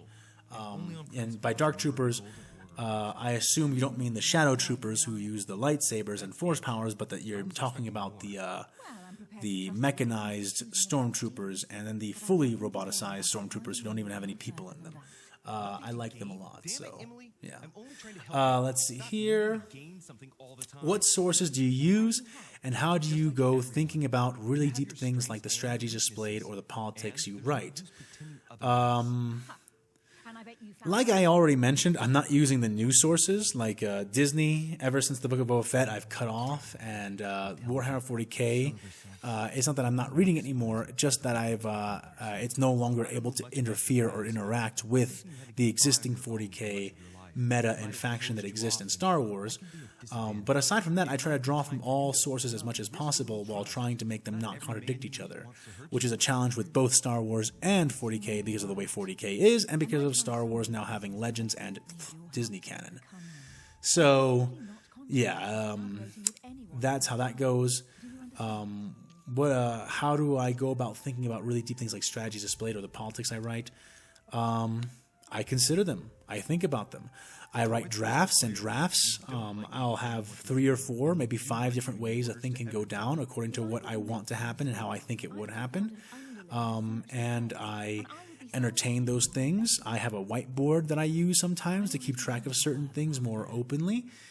And I just work them out. I just hammer on them until I work them out. I find a execution that I think works. Sometimes I have to delay to find the execution. Sometimes it comes to me pretty easily, and I just move forward that way. That's how I do it.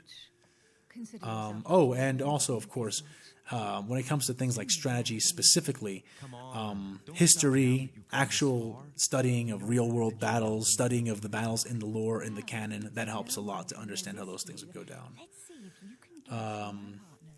Let's see here. As both Dirge's race has been canonized and Dirge himself has been canonically active during the Imperial era through the Dr. Aphra comics, could he or others of his race be seen as effective combatants against the Imperium's more specialized warriors? Yes. Yes, they could be. And that may very well come into play, though I will admit to you right now, I have no particular plans with Dirge. He can enter the scene, but I might also not have him enter the scene because he's not super vital to anything that I have going on right now, and he's not central to any of the plot lines I have drafted out going to the future. Nor is he 100% exempted, so it could swing either way depending on how I am at a certain position when I reach a certain point, especially after Axum. By your own pace and plans, how long will the Axum story last for? Are we nearing its end or somewhere in the middle? I think, honestly, we're nearing its end. The Imperial forces are falling back to the Basilica. The Angels of Death are extremely close to arriving. Evacuations will begin to occur very soon. Final battles begin to occur very soon. We're definitely at the very least at the mid tail end, if not the tail end proper of this battle. At the same time, if you're going to ask me how long it lasts for, man, it will last as long as it does. I am done giving estimations of that in actual temporal time senses because I am just a horrific judge of that kind of thing. And I just have no fucking way of knowing how long any of it will take. It will take as long as it takes. I don't plan to give up. And I hope you don't give up either. I try not to make any extraneous scenes. I try to make everything feel cool and relevant and bombastic and proper to where it is and entertaining to read. But I just have to keep doing it my way, basically. But yeah, I have been in Axum longer than I ever thought I would be. Trust me, I am the first person that will tell you that. Let's see here. Have you ever heard of the band Sabaton? If not, listen to song 41. I find it a very fitting song for this episode. Okay, I have heard Sabaton before. They're not super my thing. There are some cool songs in there, but nothing I've planned to put into 40K. I may listen to more of it, honestly. I haven't listened to too much of it. But as talented as they are, and they are talented, they don't tickle my niche from the things I've heard so far. So while I do respect that a lot of people love them, and I do respect that they are incredibly talented musicians, they haven't tickled me into inclusion quite yet. But that could change. So let's see here. Question. How long do you let your mind and body rest before you work on these beautiful series? Question 2. Is 1313 going to meet his Krieg commanding officer and tell him of his adventures with his temporary squad without facing punishment? Okay, so how long do I let my mind and body rest? Sometimes a lot, sometimes not at all. It greatly depends on what is going on in my life, how much other work I have. You know, I basically support myself through maintaining properties. I support myself through being a travel agent. I support myself through my comic books, and the Patreon helps a lot. Like, it has really fucking helped me out a lot. I would have been in some dire pinches if not for that. It depends on how much things are going around in my life. You know, I was moving a few months ago. The move is now done, but while that was happening, naturally, trying to continue the series was really hard, and when I wouldn't have a lot of extra time for anything else.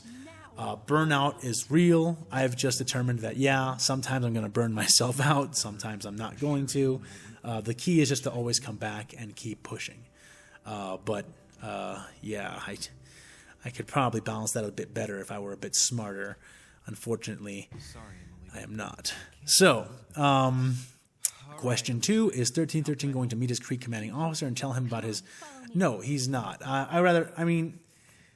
His Krieg commander isn't going to care about his adventures with his other squad. Things have been chaotic. Squads have gotten mixed up already. It's more about effectiveness and survival. And unless he's missed from somewhere, then he won't really be missed. And the problem is that, like I said earlier with him, 1313 lost his arm.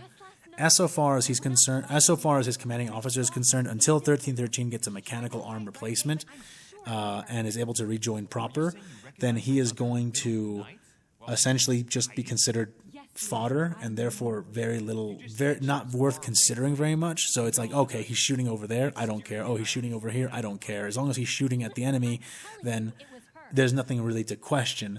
And his current position, where he's in the squad, has actually been given authority by Saint Lazarus, who gave the captain, Captain Stern, the ability to go searching for any squad members he wanted to pick out to execute on this.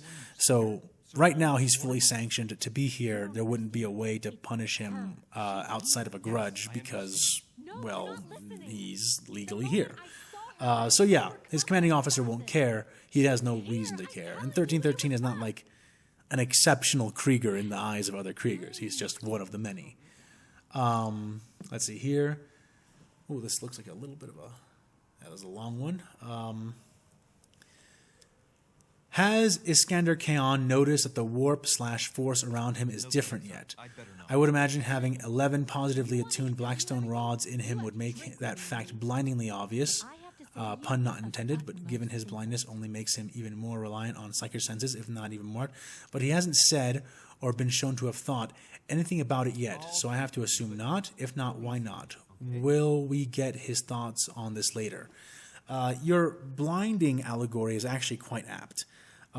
He is feeling a lot of weirdness right now, but Kaon has no idea if he should attribute that to the fact that he has a bunch of Blackstone rods pumped through his body that are literally like creating a crazy-ass disturbance inside of himself, even as they amplify his power.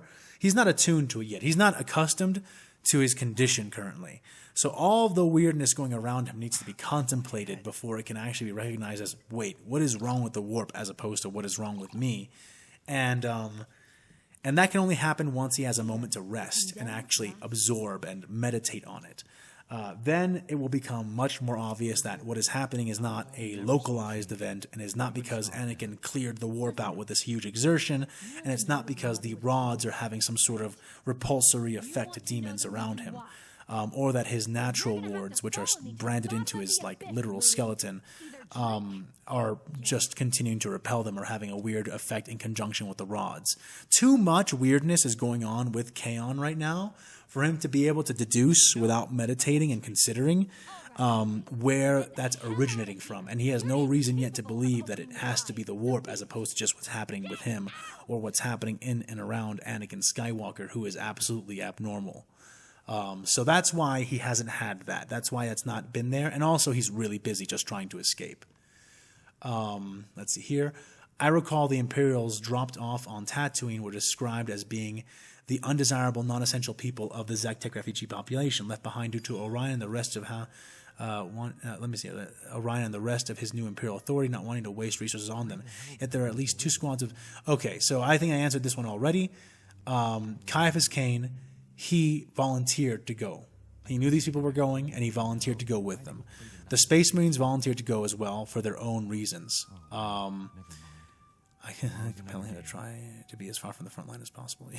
Yeah. So it's all volunteers. It's basically the dredges that you're describing, the undesirables, who are being shepherded by people who have volunteered to go down to New Terra, so to speak, the place where Earth is supposed to be, and try to make something of it. Though they have different reasons for doing so. But Cain's reason largely is because Cain is an old man. He's grown used to looking after people, and once he realized that these people were basically being thrown away.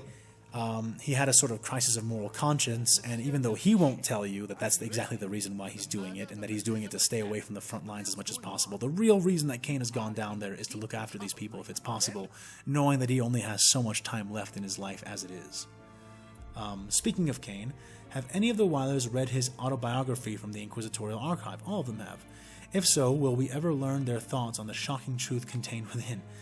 Probably not. They tend to read a lot of shocking truths because they're Weilers.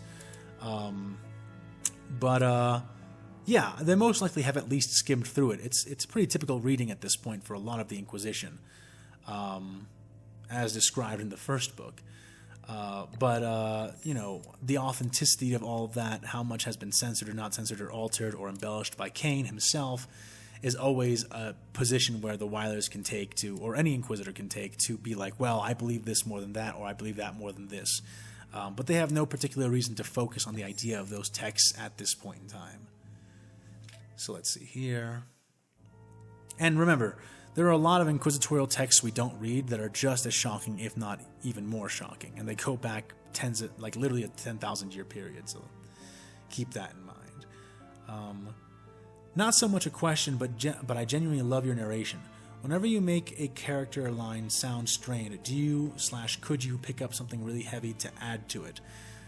Maybe I could, but I don't do that right now. Right now, it's all just normal voice acting in front of the mic. Sometimes I'll be moving my arms around or making postures or whatnot to get more into character. But currently, if you hear me straining, I'm just straining. I'm not actually trying to lift anything. Q&A, the canoness appears to be able to deny the witch and perform other feats of faith powers on a whim. How does she acquire this ability? It's not exactly on a whim. That would be too generous to say, even for Ishtara. But Ishtara has been alive and fighting the enemies of the Imperium for a very long time. She has witnessed miracles. She has performed miracles. Her faith, which is the crux behind all of this, is absolute. There isn't a shred of doubt in any part of Ishtara's soul about anything concerning the Emperor, his divinity, or mankind's right to rule.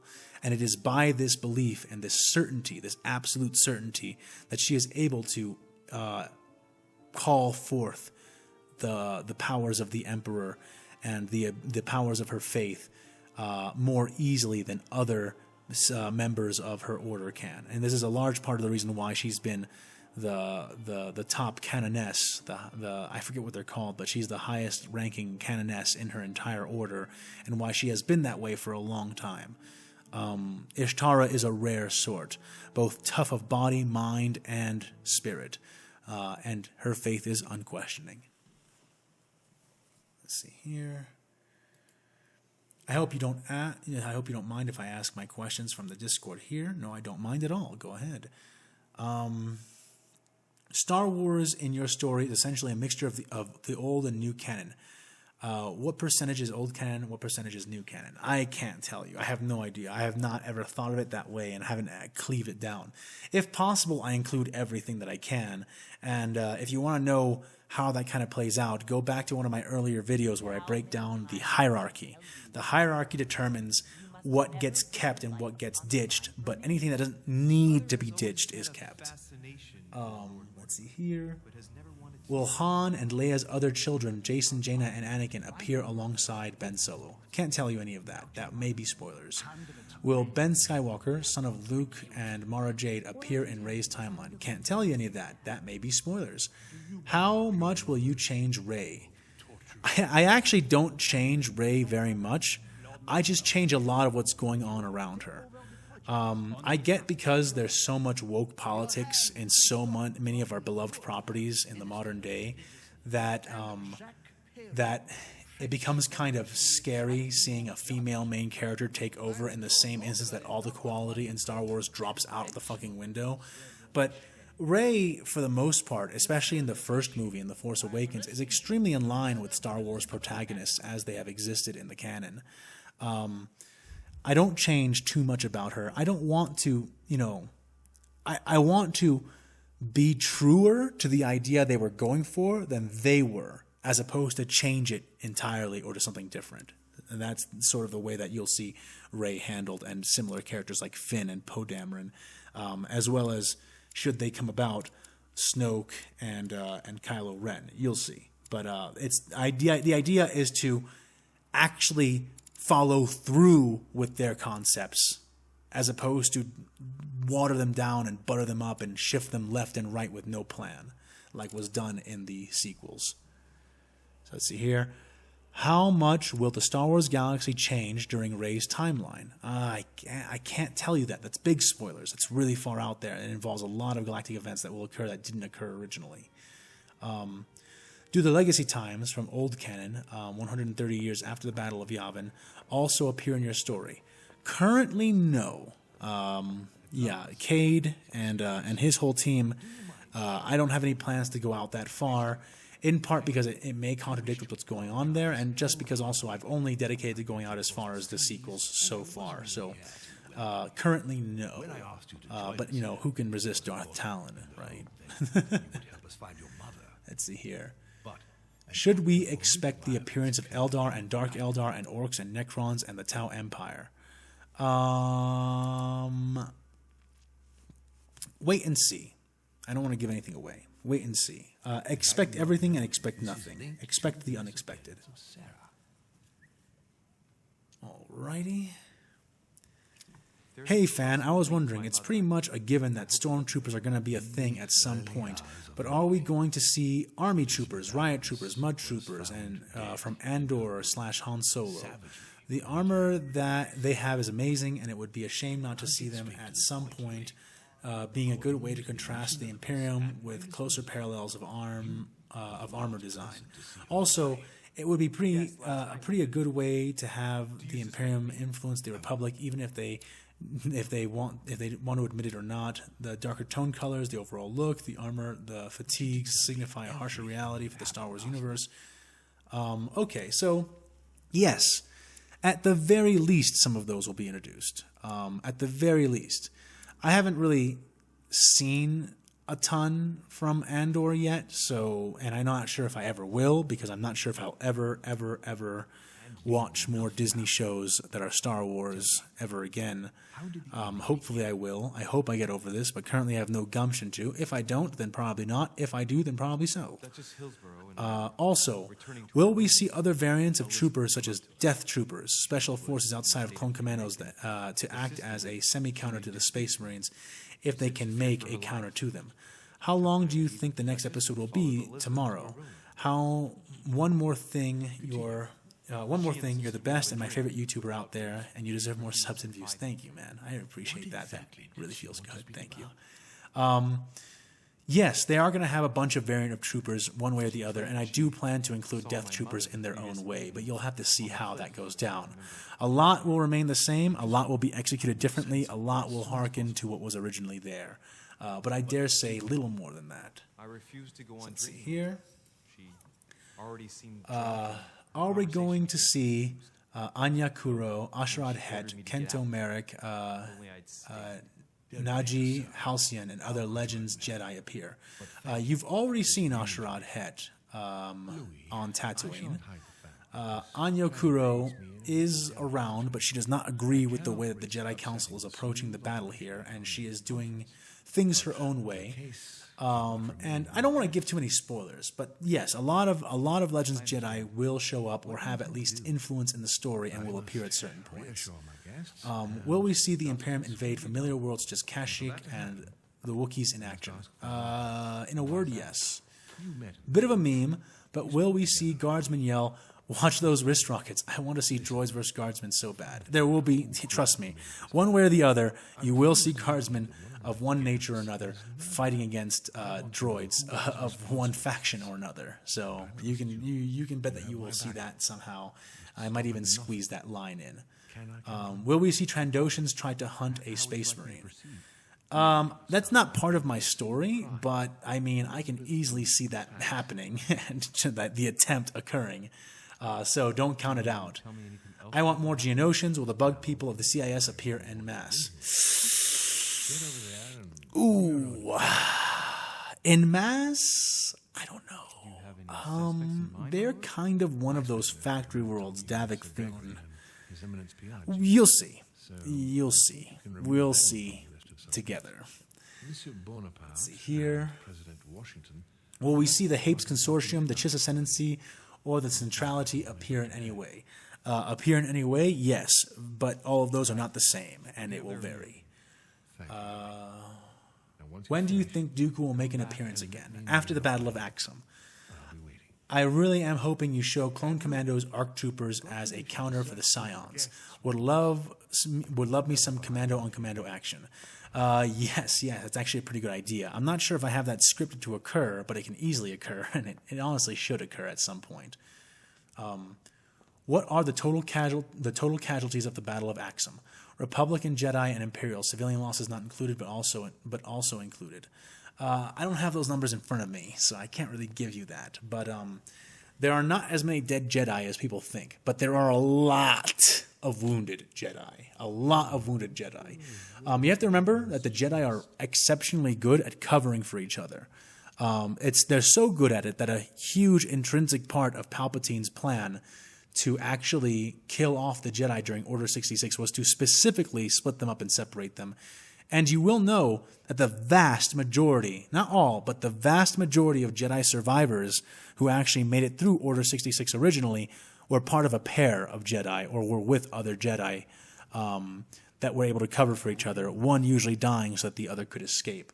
So there aren't as many dead Jedi as people think. There are a lot of dead clones. The 501st and the Star Corps are going to need heavy replenishment after this. But now those casualties are dropping off. Most of the clones you're actually seeing fighting right now are not part of the 501st and they're not part of the Star Corps.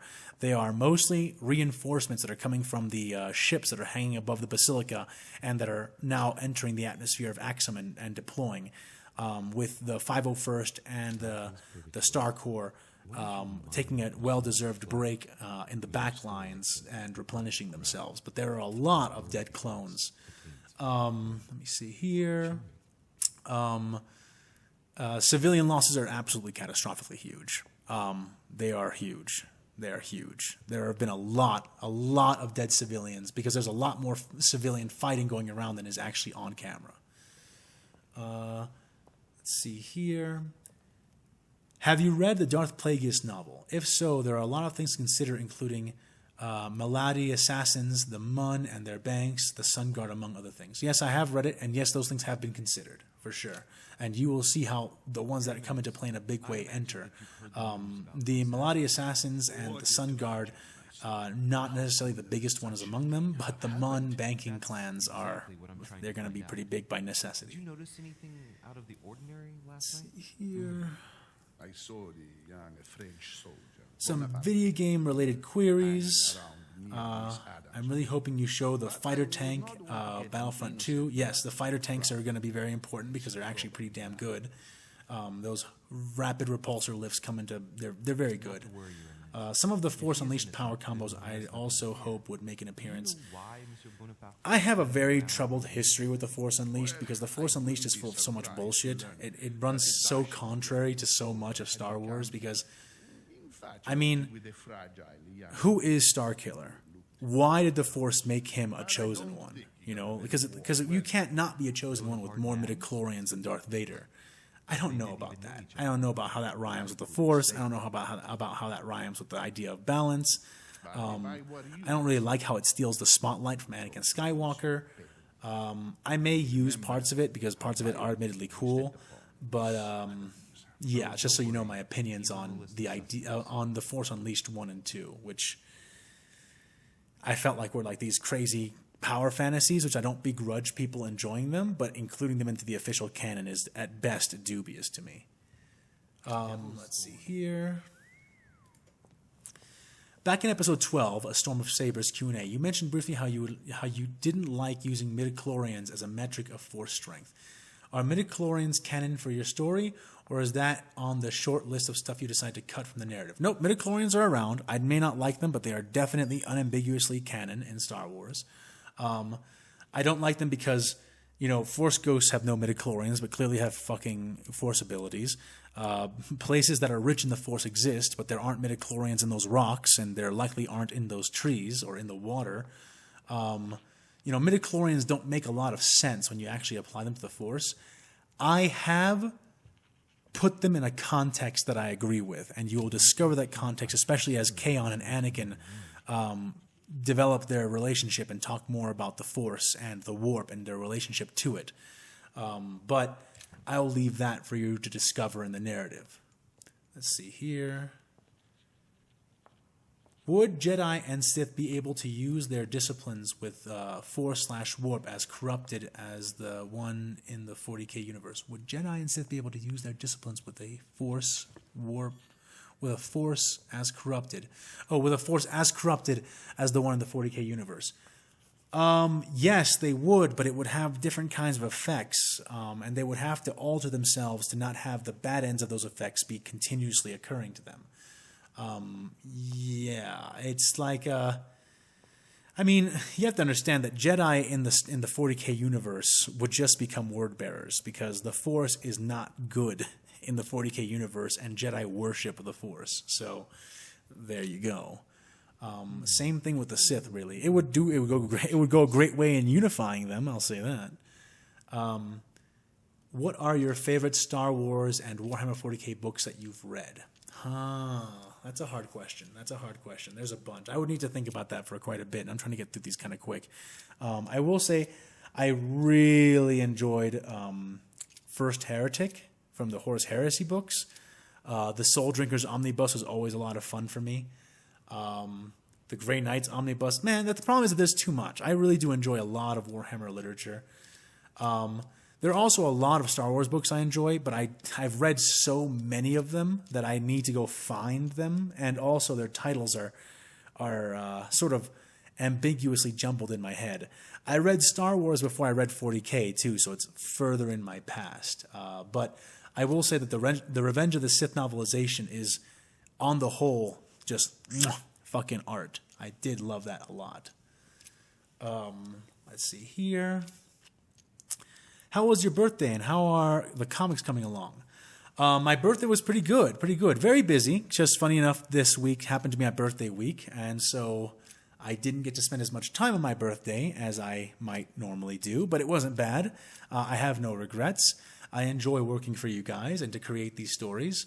And your reception to these stories have so far been very positive, which has made my birthday very happy. The comics are coming along. There's always the issue of funding. There's always the issue of do I have enough money to be able to keep my artists working happily and without taking compromises to their pay. I don't like doing that. I believe everyone deserves a fair pay for what they do, so I take that at pace.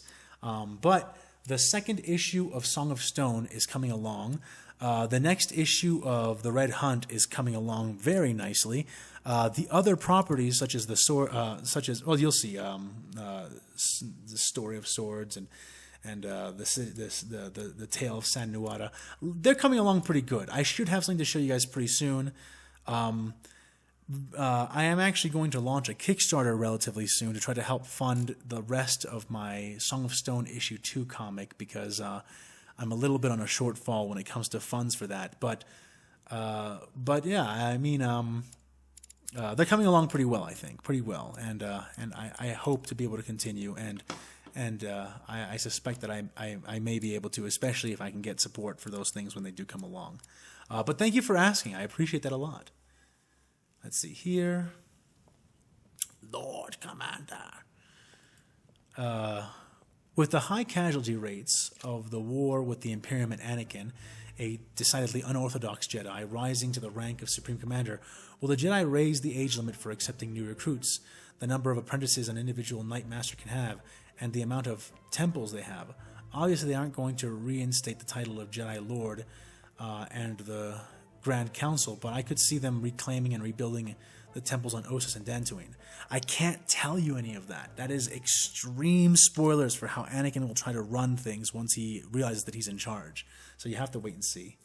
With the Imperium's ability and willingness to employ planet-killing munitions on full display after the rampage of the Crimson Razors across the CIS, will the Republic seek to establish subordinate cloning facilities to Kamino and shipyards to Kuat and Orthana to avoid losing major military assets to their destruction? That's also a little spoilery, but I think I can tell you with a recent amount of certainty that it's not spoiling too much that yes, they will. Not just because they don't want to lose it all if they lose that planet, but more because they also need to up production in a huge way to keep pace with the new war. Let's see here. We've established the Crimson Razors would go on crusade outside of Zek-Tech on a frequent basis, while the Skywatch tend to stay pretty firmly within the sector's borders. By comparison, how often would you say that the Tempered Hands ventured out into the wider galaxy? They're almost exactly in between. The Tempered Hands would only really venture out when called upon, as opposed to venturing out of their own free will on independent crusades, but they would venture out. Though almost never as a whole chapter, usually sending a company or a strike force depending on what threat they're supposed to be responding to. So they have a relatively good spread of experience when it comes to both fighting within their realm and outside of it. And in fact, a rather large portion of the Tempered Hands was actually outside of the Zek-Tech sector prior to returning to it for the call against the Tyranids. So yeah, a good amount of them were actually operating outside the sector, doing their own thing and responding to their own missions before returning for the big battle that was supposed to happen, before receiving additional counter orders to return to go back outside and to eventually join the Indomitus Crusade, which of course they didn't get to do. But that I think answers your question. Have you considered doing audiobook versions of existing fan fictions? I'd love to hear your version of Neon Genesis Evangelion Genocide. They even have a definitive edition and a ton, I think is what you mean to say, of artwork for you. Cool. I haven't really thought about doing it too much. And I've never heard of Neon Genesis Evangelion Genocide. Could be interesting. I'd have to kind of get into it first myself and probably read through all of it before actually beginning to voice it so that I would know how to characterize things, what kind of voice I want for certain characters and whatnot. Honestly, what I have thought about is that if once we get past Axum and the context for the continuing conflict is set, I wouldn't mind if you guys, if you had the gumption and the inspiration, if you had your own fan fictions inside the Star Wars versus Warhammer 40K setting, you would be free to go ahead and write stories that you could voice yourself, and I could promote them and link them from my channel. Or if you wanted to, and you don't have a lot of faith in your own abilities as a voice actor, you could, if I like the story and I want to involve it in the official canon as opposed to the pseudo-legends canon that may exist for it if a lot of people write stories in the setting, I could voice that for people as well. So I have thought about that, but not too much about other fan fictions. Don't worry. This is rotten toothache. What do you expect? Saint Lazarus appears to be more fully embracing his role as not just a commander, but a full-on saint. Have you eschewed the appearance of fully supernatural Imperial saints in your story, or is an Emperor-empowered Lazarus a possibility? At this moment, it's not a possibility. Lazarus may be a sort of saint, because of the rulings of and faith that Ishtara has in his position, his appearance, and the things he managed to do. But he himself lacks a lot of that faith. He believes in the Emperor. He believes he's God, but he doesn't even really believe that he himself is a real saint. He believes that he's in that position, like he believed that he was in that position with when he was a major, but he does not have the ironclad, golden instilled faith that the Sisters of Battle have that would enable him to transcend the physical world and become a true living saint. So don't come expecting Lazarus to start growing wings or anything, especially if he should die. It's not very likely at all. Let's go ahead. Will we be seeing more of the custodian, the Bad Batch faced, and if so, when? Yes, you will be seeing more of that custodian, and you'll be seeing much more in and around that area once we return to the Bad Batch and Anakin. Hey, fan, love your artwork. Would it be alright if I reference the Zek-Tech sector in my own fan fiction that I'm writing? I figured it would be polite to ask first before using. Go ahead. Look, man, I'm making a crossover right now, and I'm essentially using 2 already existing properties, and I'm doing it without even the express permission of either of the technical IP holders. So you don't got to worry about that kind of thing when it comes to me. If you guys want to write your own fan fictions using the things that I've written, you don't even need to ask my permission. I can't promise you that I will make it canon in my own setting, but you can have your own setting. 1,000,000 worlds for 1,000,000 minds. I don't mind, and anything I write, feel free to use, especially, particularly and specifically when we talk about Star Wars versus Warhammer 40k.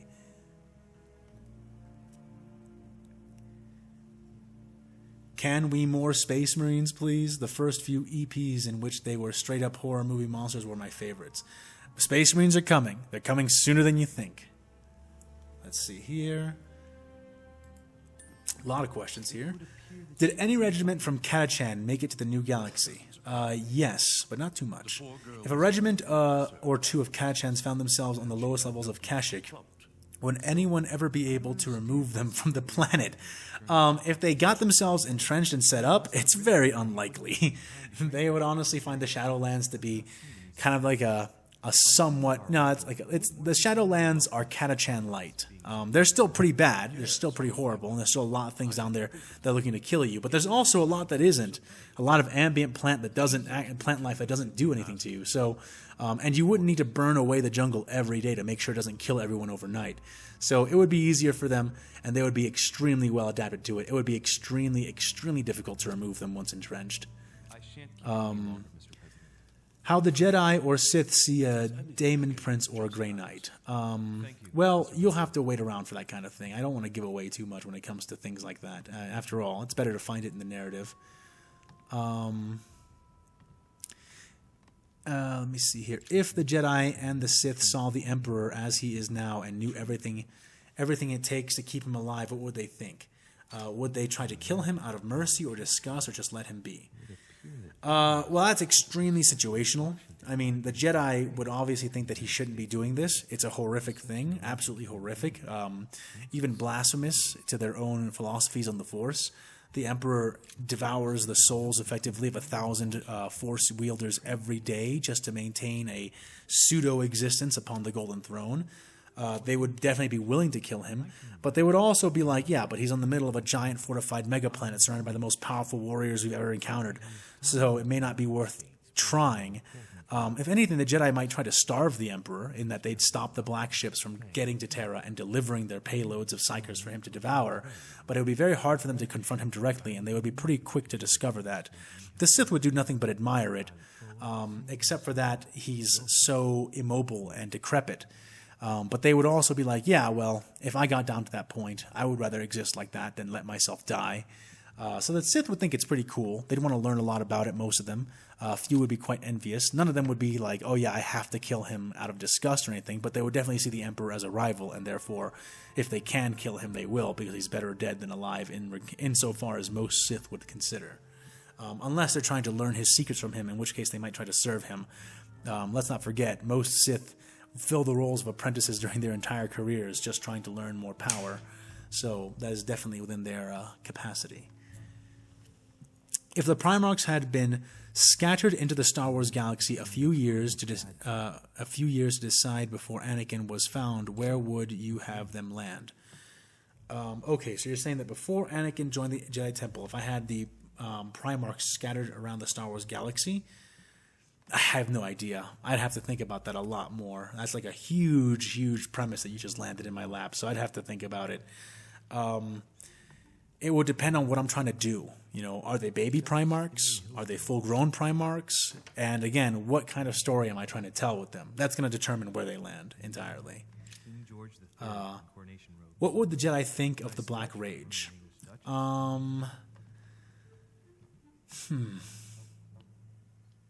They wouldn't consider it too much. They would just think that it's like a form of madness.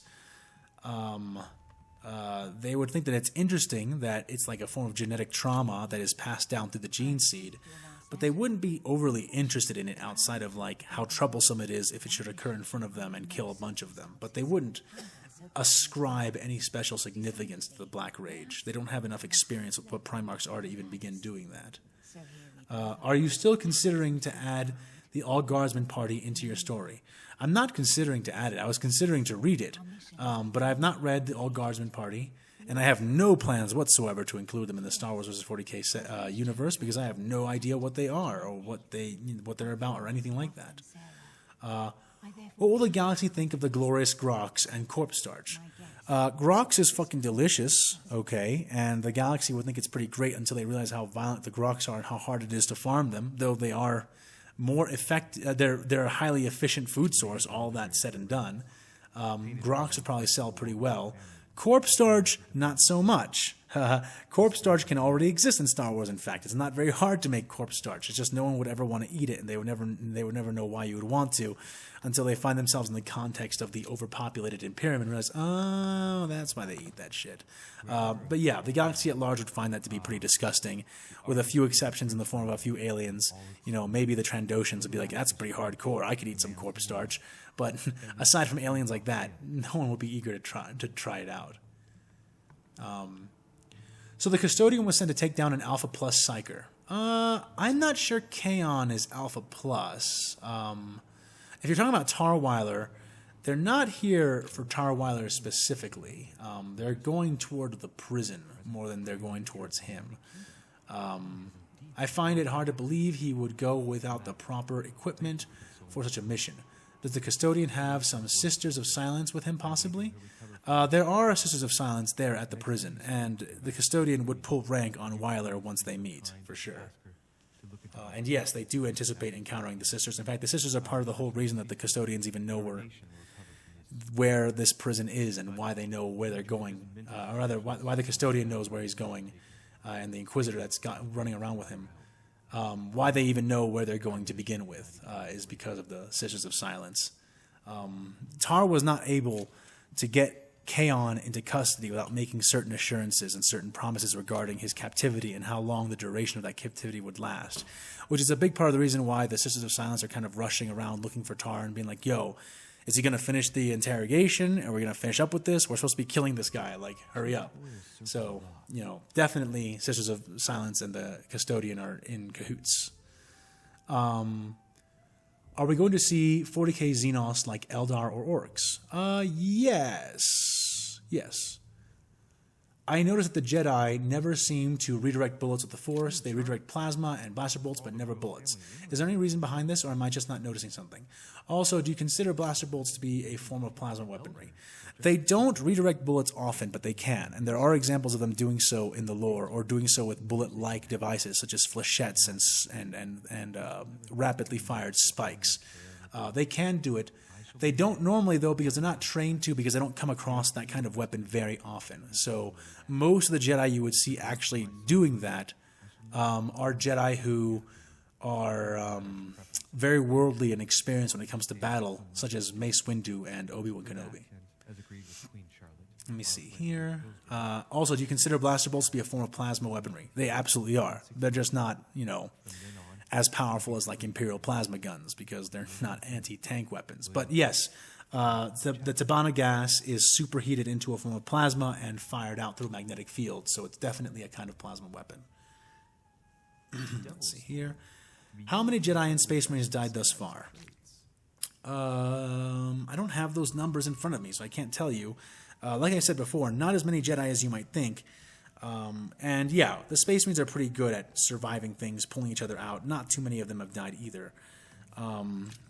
Because, well, they're pretty good at tactics. They know that they have a limited amount of each other. Trust me, the Crimson Razors are not eager to begin recruiting in the Star Wars galaxy, so they're not throwing each other away. So yeah, not too many. At least the poor thing didn't suffer too much. Excuse me, let me see. Will we see the TK troopers in Star Wars' Warhammer 40k? Because the clone army is losing their many brothers to the Imperium, and Camino would be working overtime to replace them all. And the Republic has endless supply of men, women, and alien citizens to draft and recruit. You're absolutely right, and you will be seeing a form of TK trooper, if you will, very shortly after Axum, because they will need to pull in a lot of soldiery to try to overcome what they're facing. But yes, you're dead on the money there. It's only natural for such a What is your plan for Mace? I can easily see a few more Jedi surviving Order 66, but not him. At least not as a Jedi. And will Lazarus become a true living saint, or will it be name only? For the time being, you should only expect Lazarus to be a living saint in name only. He is not raised with the same fervor. He has not been inspired to the same incomprehensible faith that the sisters maintain, and not even maintain all the time, but reach at their peaks. My plan for Mace, you'll just have to wait and see. I can't give that away. That's a pretty big spoiler. What's your favorite character dynamic you've written into Star Wars 40k so far? What I'm trying to say is, what is your favorite character moment when a Star Wars character interacting with a 40k with 40k characters, minus any moments when Ahsoka interacts with anyone on the 40k side, for example? I know. You're right. Okay. I'm looking for leads to So, not including any moments that Ahsoka is interacting. I would say that in addition to ourselves, we could also I don't really know. President Washington. It's hard for me to pick favorites of my own writing. I don't really think of my writing in that way. But I guess I really liked my introduction to Space Marines and how Dr. Shino was hunted in Episode 5 by Captain Skeptic. So I think that that might be it. But then again, only by a margin, because I don't really see my work that way most of the time. Oh, come on. Let's see here. During your early episodes, you had Imperial forces and Caiaphas Cain land on Tatooine. Will it be explained later for why they are left alone, cordial with Xenos species like the Hutts? Or will you explain it here? Yeah, Caiaphas Cain is actually one of the more liberal members of Imperial Command that exist. He has worked with aliens before, and he has worked with them without betraying them or destroying them. He's very practical. And part of the reason he's so good at surviving is because of his practicality. He recognizes that the Hutt is untrustworthy, but he also recognizes that the Hutt is the one who has gathered together all of the resources and powers of Tatooine, and that by keeping him alive and under his thumb, he keeps those resources from dispersing out of his control. So he has no plans to kill Jabba unless Jabba makes himself a target by doing bad shit. But, of course, once Jabba is no longer needed, Caiaphas will no longer bother with him. Will he order Jabba's execution? Maybe, if Jabba appears to need to be executed, but Cain doesn't go out of his way to be xenophobic, even if he doesn't trust Xenos as a rule of thumb. I feel a bit guilty about it, but So let's I see never here. actually spoke to her. You mentioned that if Palpatine and the Emperor met face to face, Palpatine might go into toady mode and become the Emperor's servant. But what exactly would the Emperor have Palpatine do?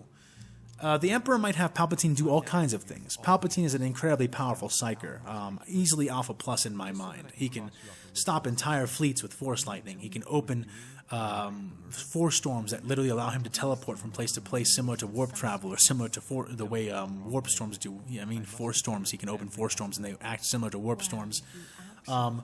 He's incredibly powerful, but he's not so powerful he could ever actually usurpate the Emperor directly. So the Emperor wouldn't feel tremendously threatened by him. I don't know precisely what he would do. That's incredibly contextual. I would need to kind of like know more about what's happening, what's the context of their meeting, and all that. But I'm sure he could find something to do with Sidious before disposing of him if he did decide to dispose of him, which he almost certainly would at some point in time. After all, Sidious is only in it for the power, and he's only in it to become Emperor one day himself, and that would not be super easy for him to hide from the Emperor himself. So that's more or less how that would go down. How would the normals, like General Rakton of the old Sith Empire, react to the Imperium of Man? I don't know. I don't know General Rakton that well, so I can't really answer that question with a great amount of certainty. They're just as liable to start worshipping him as any of the Sith, though, because after all, might makes right in the Sith Empire, and the Emperor is the mightiest Force user of them all. But it's pretty up in the air, and I'm not super well acquainted with the character, based on his name alone at least. Theoretically, how would the Jedi react to finding former Republic worlds brought into the Imperium that are clearly better off than in the Republic, and thus its people are completely loyal to the Imperium? Well, some of them would be disillusioned, for sure, but the vast majority of the Jedi that have existed this far into the Clone Wars have already seen the same kind of thing happening with Separatist worlds, where they arrive at Separatist worlds that are now better off under the Separatists than they were under the Republic, because the Republic has been pretty shit for a long time. And they ignore it. They delude themselves. That's been the common practice for them. So I don't doubt that they do the same thing, at least the majority of them, when it comes to the same thing happening with the Imperium. Probably that. Let's see here. How would the Sith react to Perturable's concept of leave them better than you found them, of keeping people loyal, especially if they see that it works? They would think it's a weak concept. They would not think that it works, at least not as well as it could work for them if they just don't care about that kind of thing. The Sith they're self-destructively selfish, to the point that they don't even get accomplished what they want to get accomplished. You know, most of the Sith become Sith because they're seeking power for a reason, and eventually they lose that reason, and they just begin seeking power for power's sake, which is a very dark side thing to do. The Sith are almost as a rule, they're short-sighted. I mean, the least short-sighted Sith of all was probably like Darth Bane or Darth Sidious, and they're still short-sighted enough that they can't see themselves building the destruction of their own order even as they build it. So the Sith don't have any concept of compassion like that. The Sith see compassion as an extremely Jedi thing. Excuse me. The Sith see compassion as a Jedi thing. They see helping others as an extraneous task that does not actually directly help you. And while they might be willing to subvert someone by helping them momentarily, the idea of, in general, leaving them better than you found them, they would see as an incredibly childish concept that has no real merit. How would Dooku, or more importantly, Palpatine, fare against Tarweiler's interrogation? I'm not sure I can answer that. Maybe wait and see. So then, are legend-only characters like Mara Jade in this universe? Yes, there are legends-only characters in this universe. What are your thoughts on the Return of the Lion? I gotta wait to see how they execute him in the lore before I know what my thoughts are on him. What are your thoughts on the Return of the Squats? I really do not like the Leagues of Votan. I'll probably go into this in detail later in another video, because this one's already dragging on longer than fucking imagination can conceive of. It's such a long video already, and this would be a very long part of that video if I go into it, but I don't like the Leagues of Votan. I don't think that they suit the setting in several ways. I recognize that there is a grim darkness about them in their raw materialistic sense of capitalism, and how they treat worlds that they harvest for resources, and the disparity and slow downfall of their society through the deterioration of the Votan. I don't really have a problem with those things. I have a problem with almost everything surrounding it. Again, I can't get into details, because if I do, I'll be here for another 2 hours. But no, I don't like the way they return the Squats. I think that they damage the lore by the way that the Squats contextualize themselves in the universe when compared to the Imperium, the Eldari, and other factions, and their relationship with AI specifically. So no, I don't like that. I do not like the Leagues of Votan, and I ignore them as much as possible. Have you considered using AI art for your series? I have not only considered it, I use it in almost every episode. let's see here. What are your thoughts on the Lion returning, and will that have any impact on your story? Like I said, I gotta wait to see how the execution of the Lion's return is handled before I know what I think about him. But either way, I highly doubt that his return will impact the story in any way whatsoever. There's just no way for it to have that impact. Let's see here. Fan, are we going to see any Mukali and Ambuls? I really like those two creatures. Maybe. Nothing's impossible, but I haven't planned on it. Will the Imperium discover Tatooine is full of kyber crystals, plus renewable kyber crystals alternatives like sand dragon pearls, and these bugs, which I forgot the name of, that have crystals in their eggs? Edit, forgot the name of the planet that has radioactive kyber crystals just growing everywhere. You'll have to wait and see what the Imperium discovers on Tatooine. Did Luminara Unduli and Ramkota survive their ordeals? Yes, both Luminara Unduli and Ramkota are alive. Last we see each of them, they were in dire straits, but we did not get confirmation of their fates. Yeah, Ramkota is one of the captured Jedi in Tarweiler's impromptu jail, and Luminara did not die. Safran stayed true to his word. He did not kill her, but her arms and legs are smashed and broken, and she has been viciously tortured by his psychic powers. Let's see here. Hardware and software used for writing, recording, composing this video. Oh, you're asking what I use. For recording, I use the Action app on Steam. I think it's Action 4 or Action version 4 at this point. For writing, I think that I just use Google Docs. Yeah, just that. And for editing, I use Video Studio Ultimate. Because I don't have to maintain a subscription to it, which helps me save money in the long run, and it works just fine for me. Favorite characters to voice that are voiced. Favorite characters to voice. I think I like voicing Samael Weiler, and I like voicing Tarweiler. They're both their own fun, though Tarweiler's voice I can only do for a little while before it grates on me. Let me think here. Yeah, I think I'll choose those two for now. Though I don't have, they're not super powerful favorites. What would Mechanicus think of the Maker, the god of droids in Star Wars? Would they see it as an avatar of the machine god? And if so, would droids in the Star Wars galaxy be servants and be absolved of abominable intelligence? No. The Star Wars galaxy, those droids are abominable intelligence. It's going to be very hard for them to get around that. Droids are just AI, so that's not changing in any direction.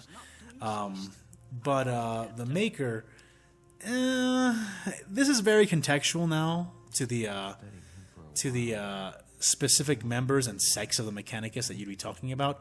Some of them might try to allegory him to some aspect of the machine god. Most probably would not, at least not initially. They would just see it as another potential powerful AI that makes other AI, and therefore classed for immediate destruction upon encounter. What would the Warhammer 40k reaction be to the Infinite Rakata Empire aside from hate? If you want, you can also talk about what the current Star Wars galaxy would think about their ancient past. That I'm not going to go into the second part of that because that would take a while in this video. And like I said, I'm trying to wrap it up now. I'm speaking fast. I'm running through the questions fast because I've been here forever at this mic now.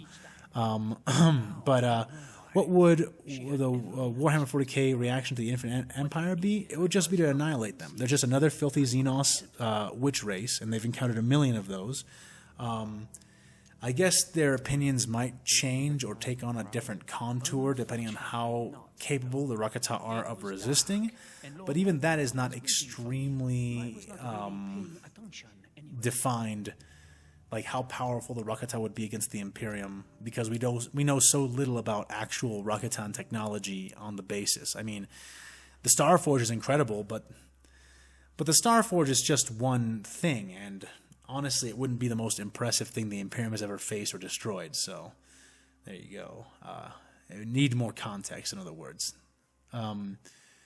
Favorite characters made and favorite characters from Star Wars and Warhammer 40k. I think that one of my favorite characters is Orion. He's a an old fan favorite of mine that I've been working on for a while. I also like Davik Thune. I also like Samael. I like a lot of characters. I don't really pick favorites. It's not a thing that I do a lot. I don't think I think that way. It's not the way that I approach the thought process. So it's kind of hard for me to single them out. I kind of like Grievous a lot, but I didn't make Grievous, so, you know, it's not really fair for me to say that he's a favorite when he's a invention of George Lucas manifest by Gendry Tarakovsky. I just try to do him justice. A wig? His height? The sound of his footsteps, maybe. I know it would basically end up in way too many powerboat, I know it would basically end up in a way too much of a powerboat for one side, but could we get a random appearance of a Primarch? No. No Primarchs. I'm sorry. This isn't going to happen because they're too powerful. Yeah, they're way, way, way too powerful. It was dark, and Lord Mortimer was See it waiting working. for me.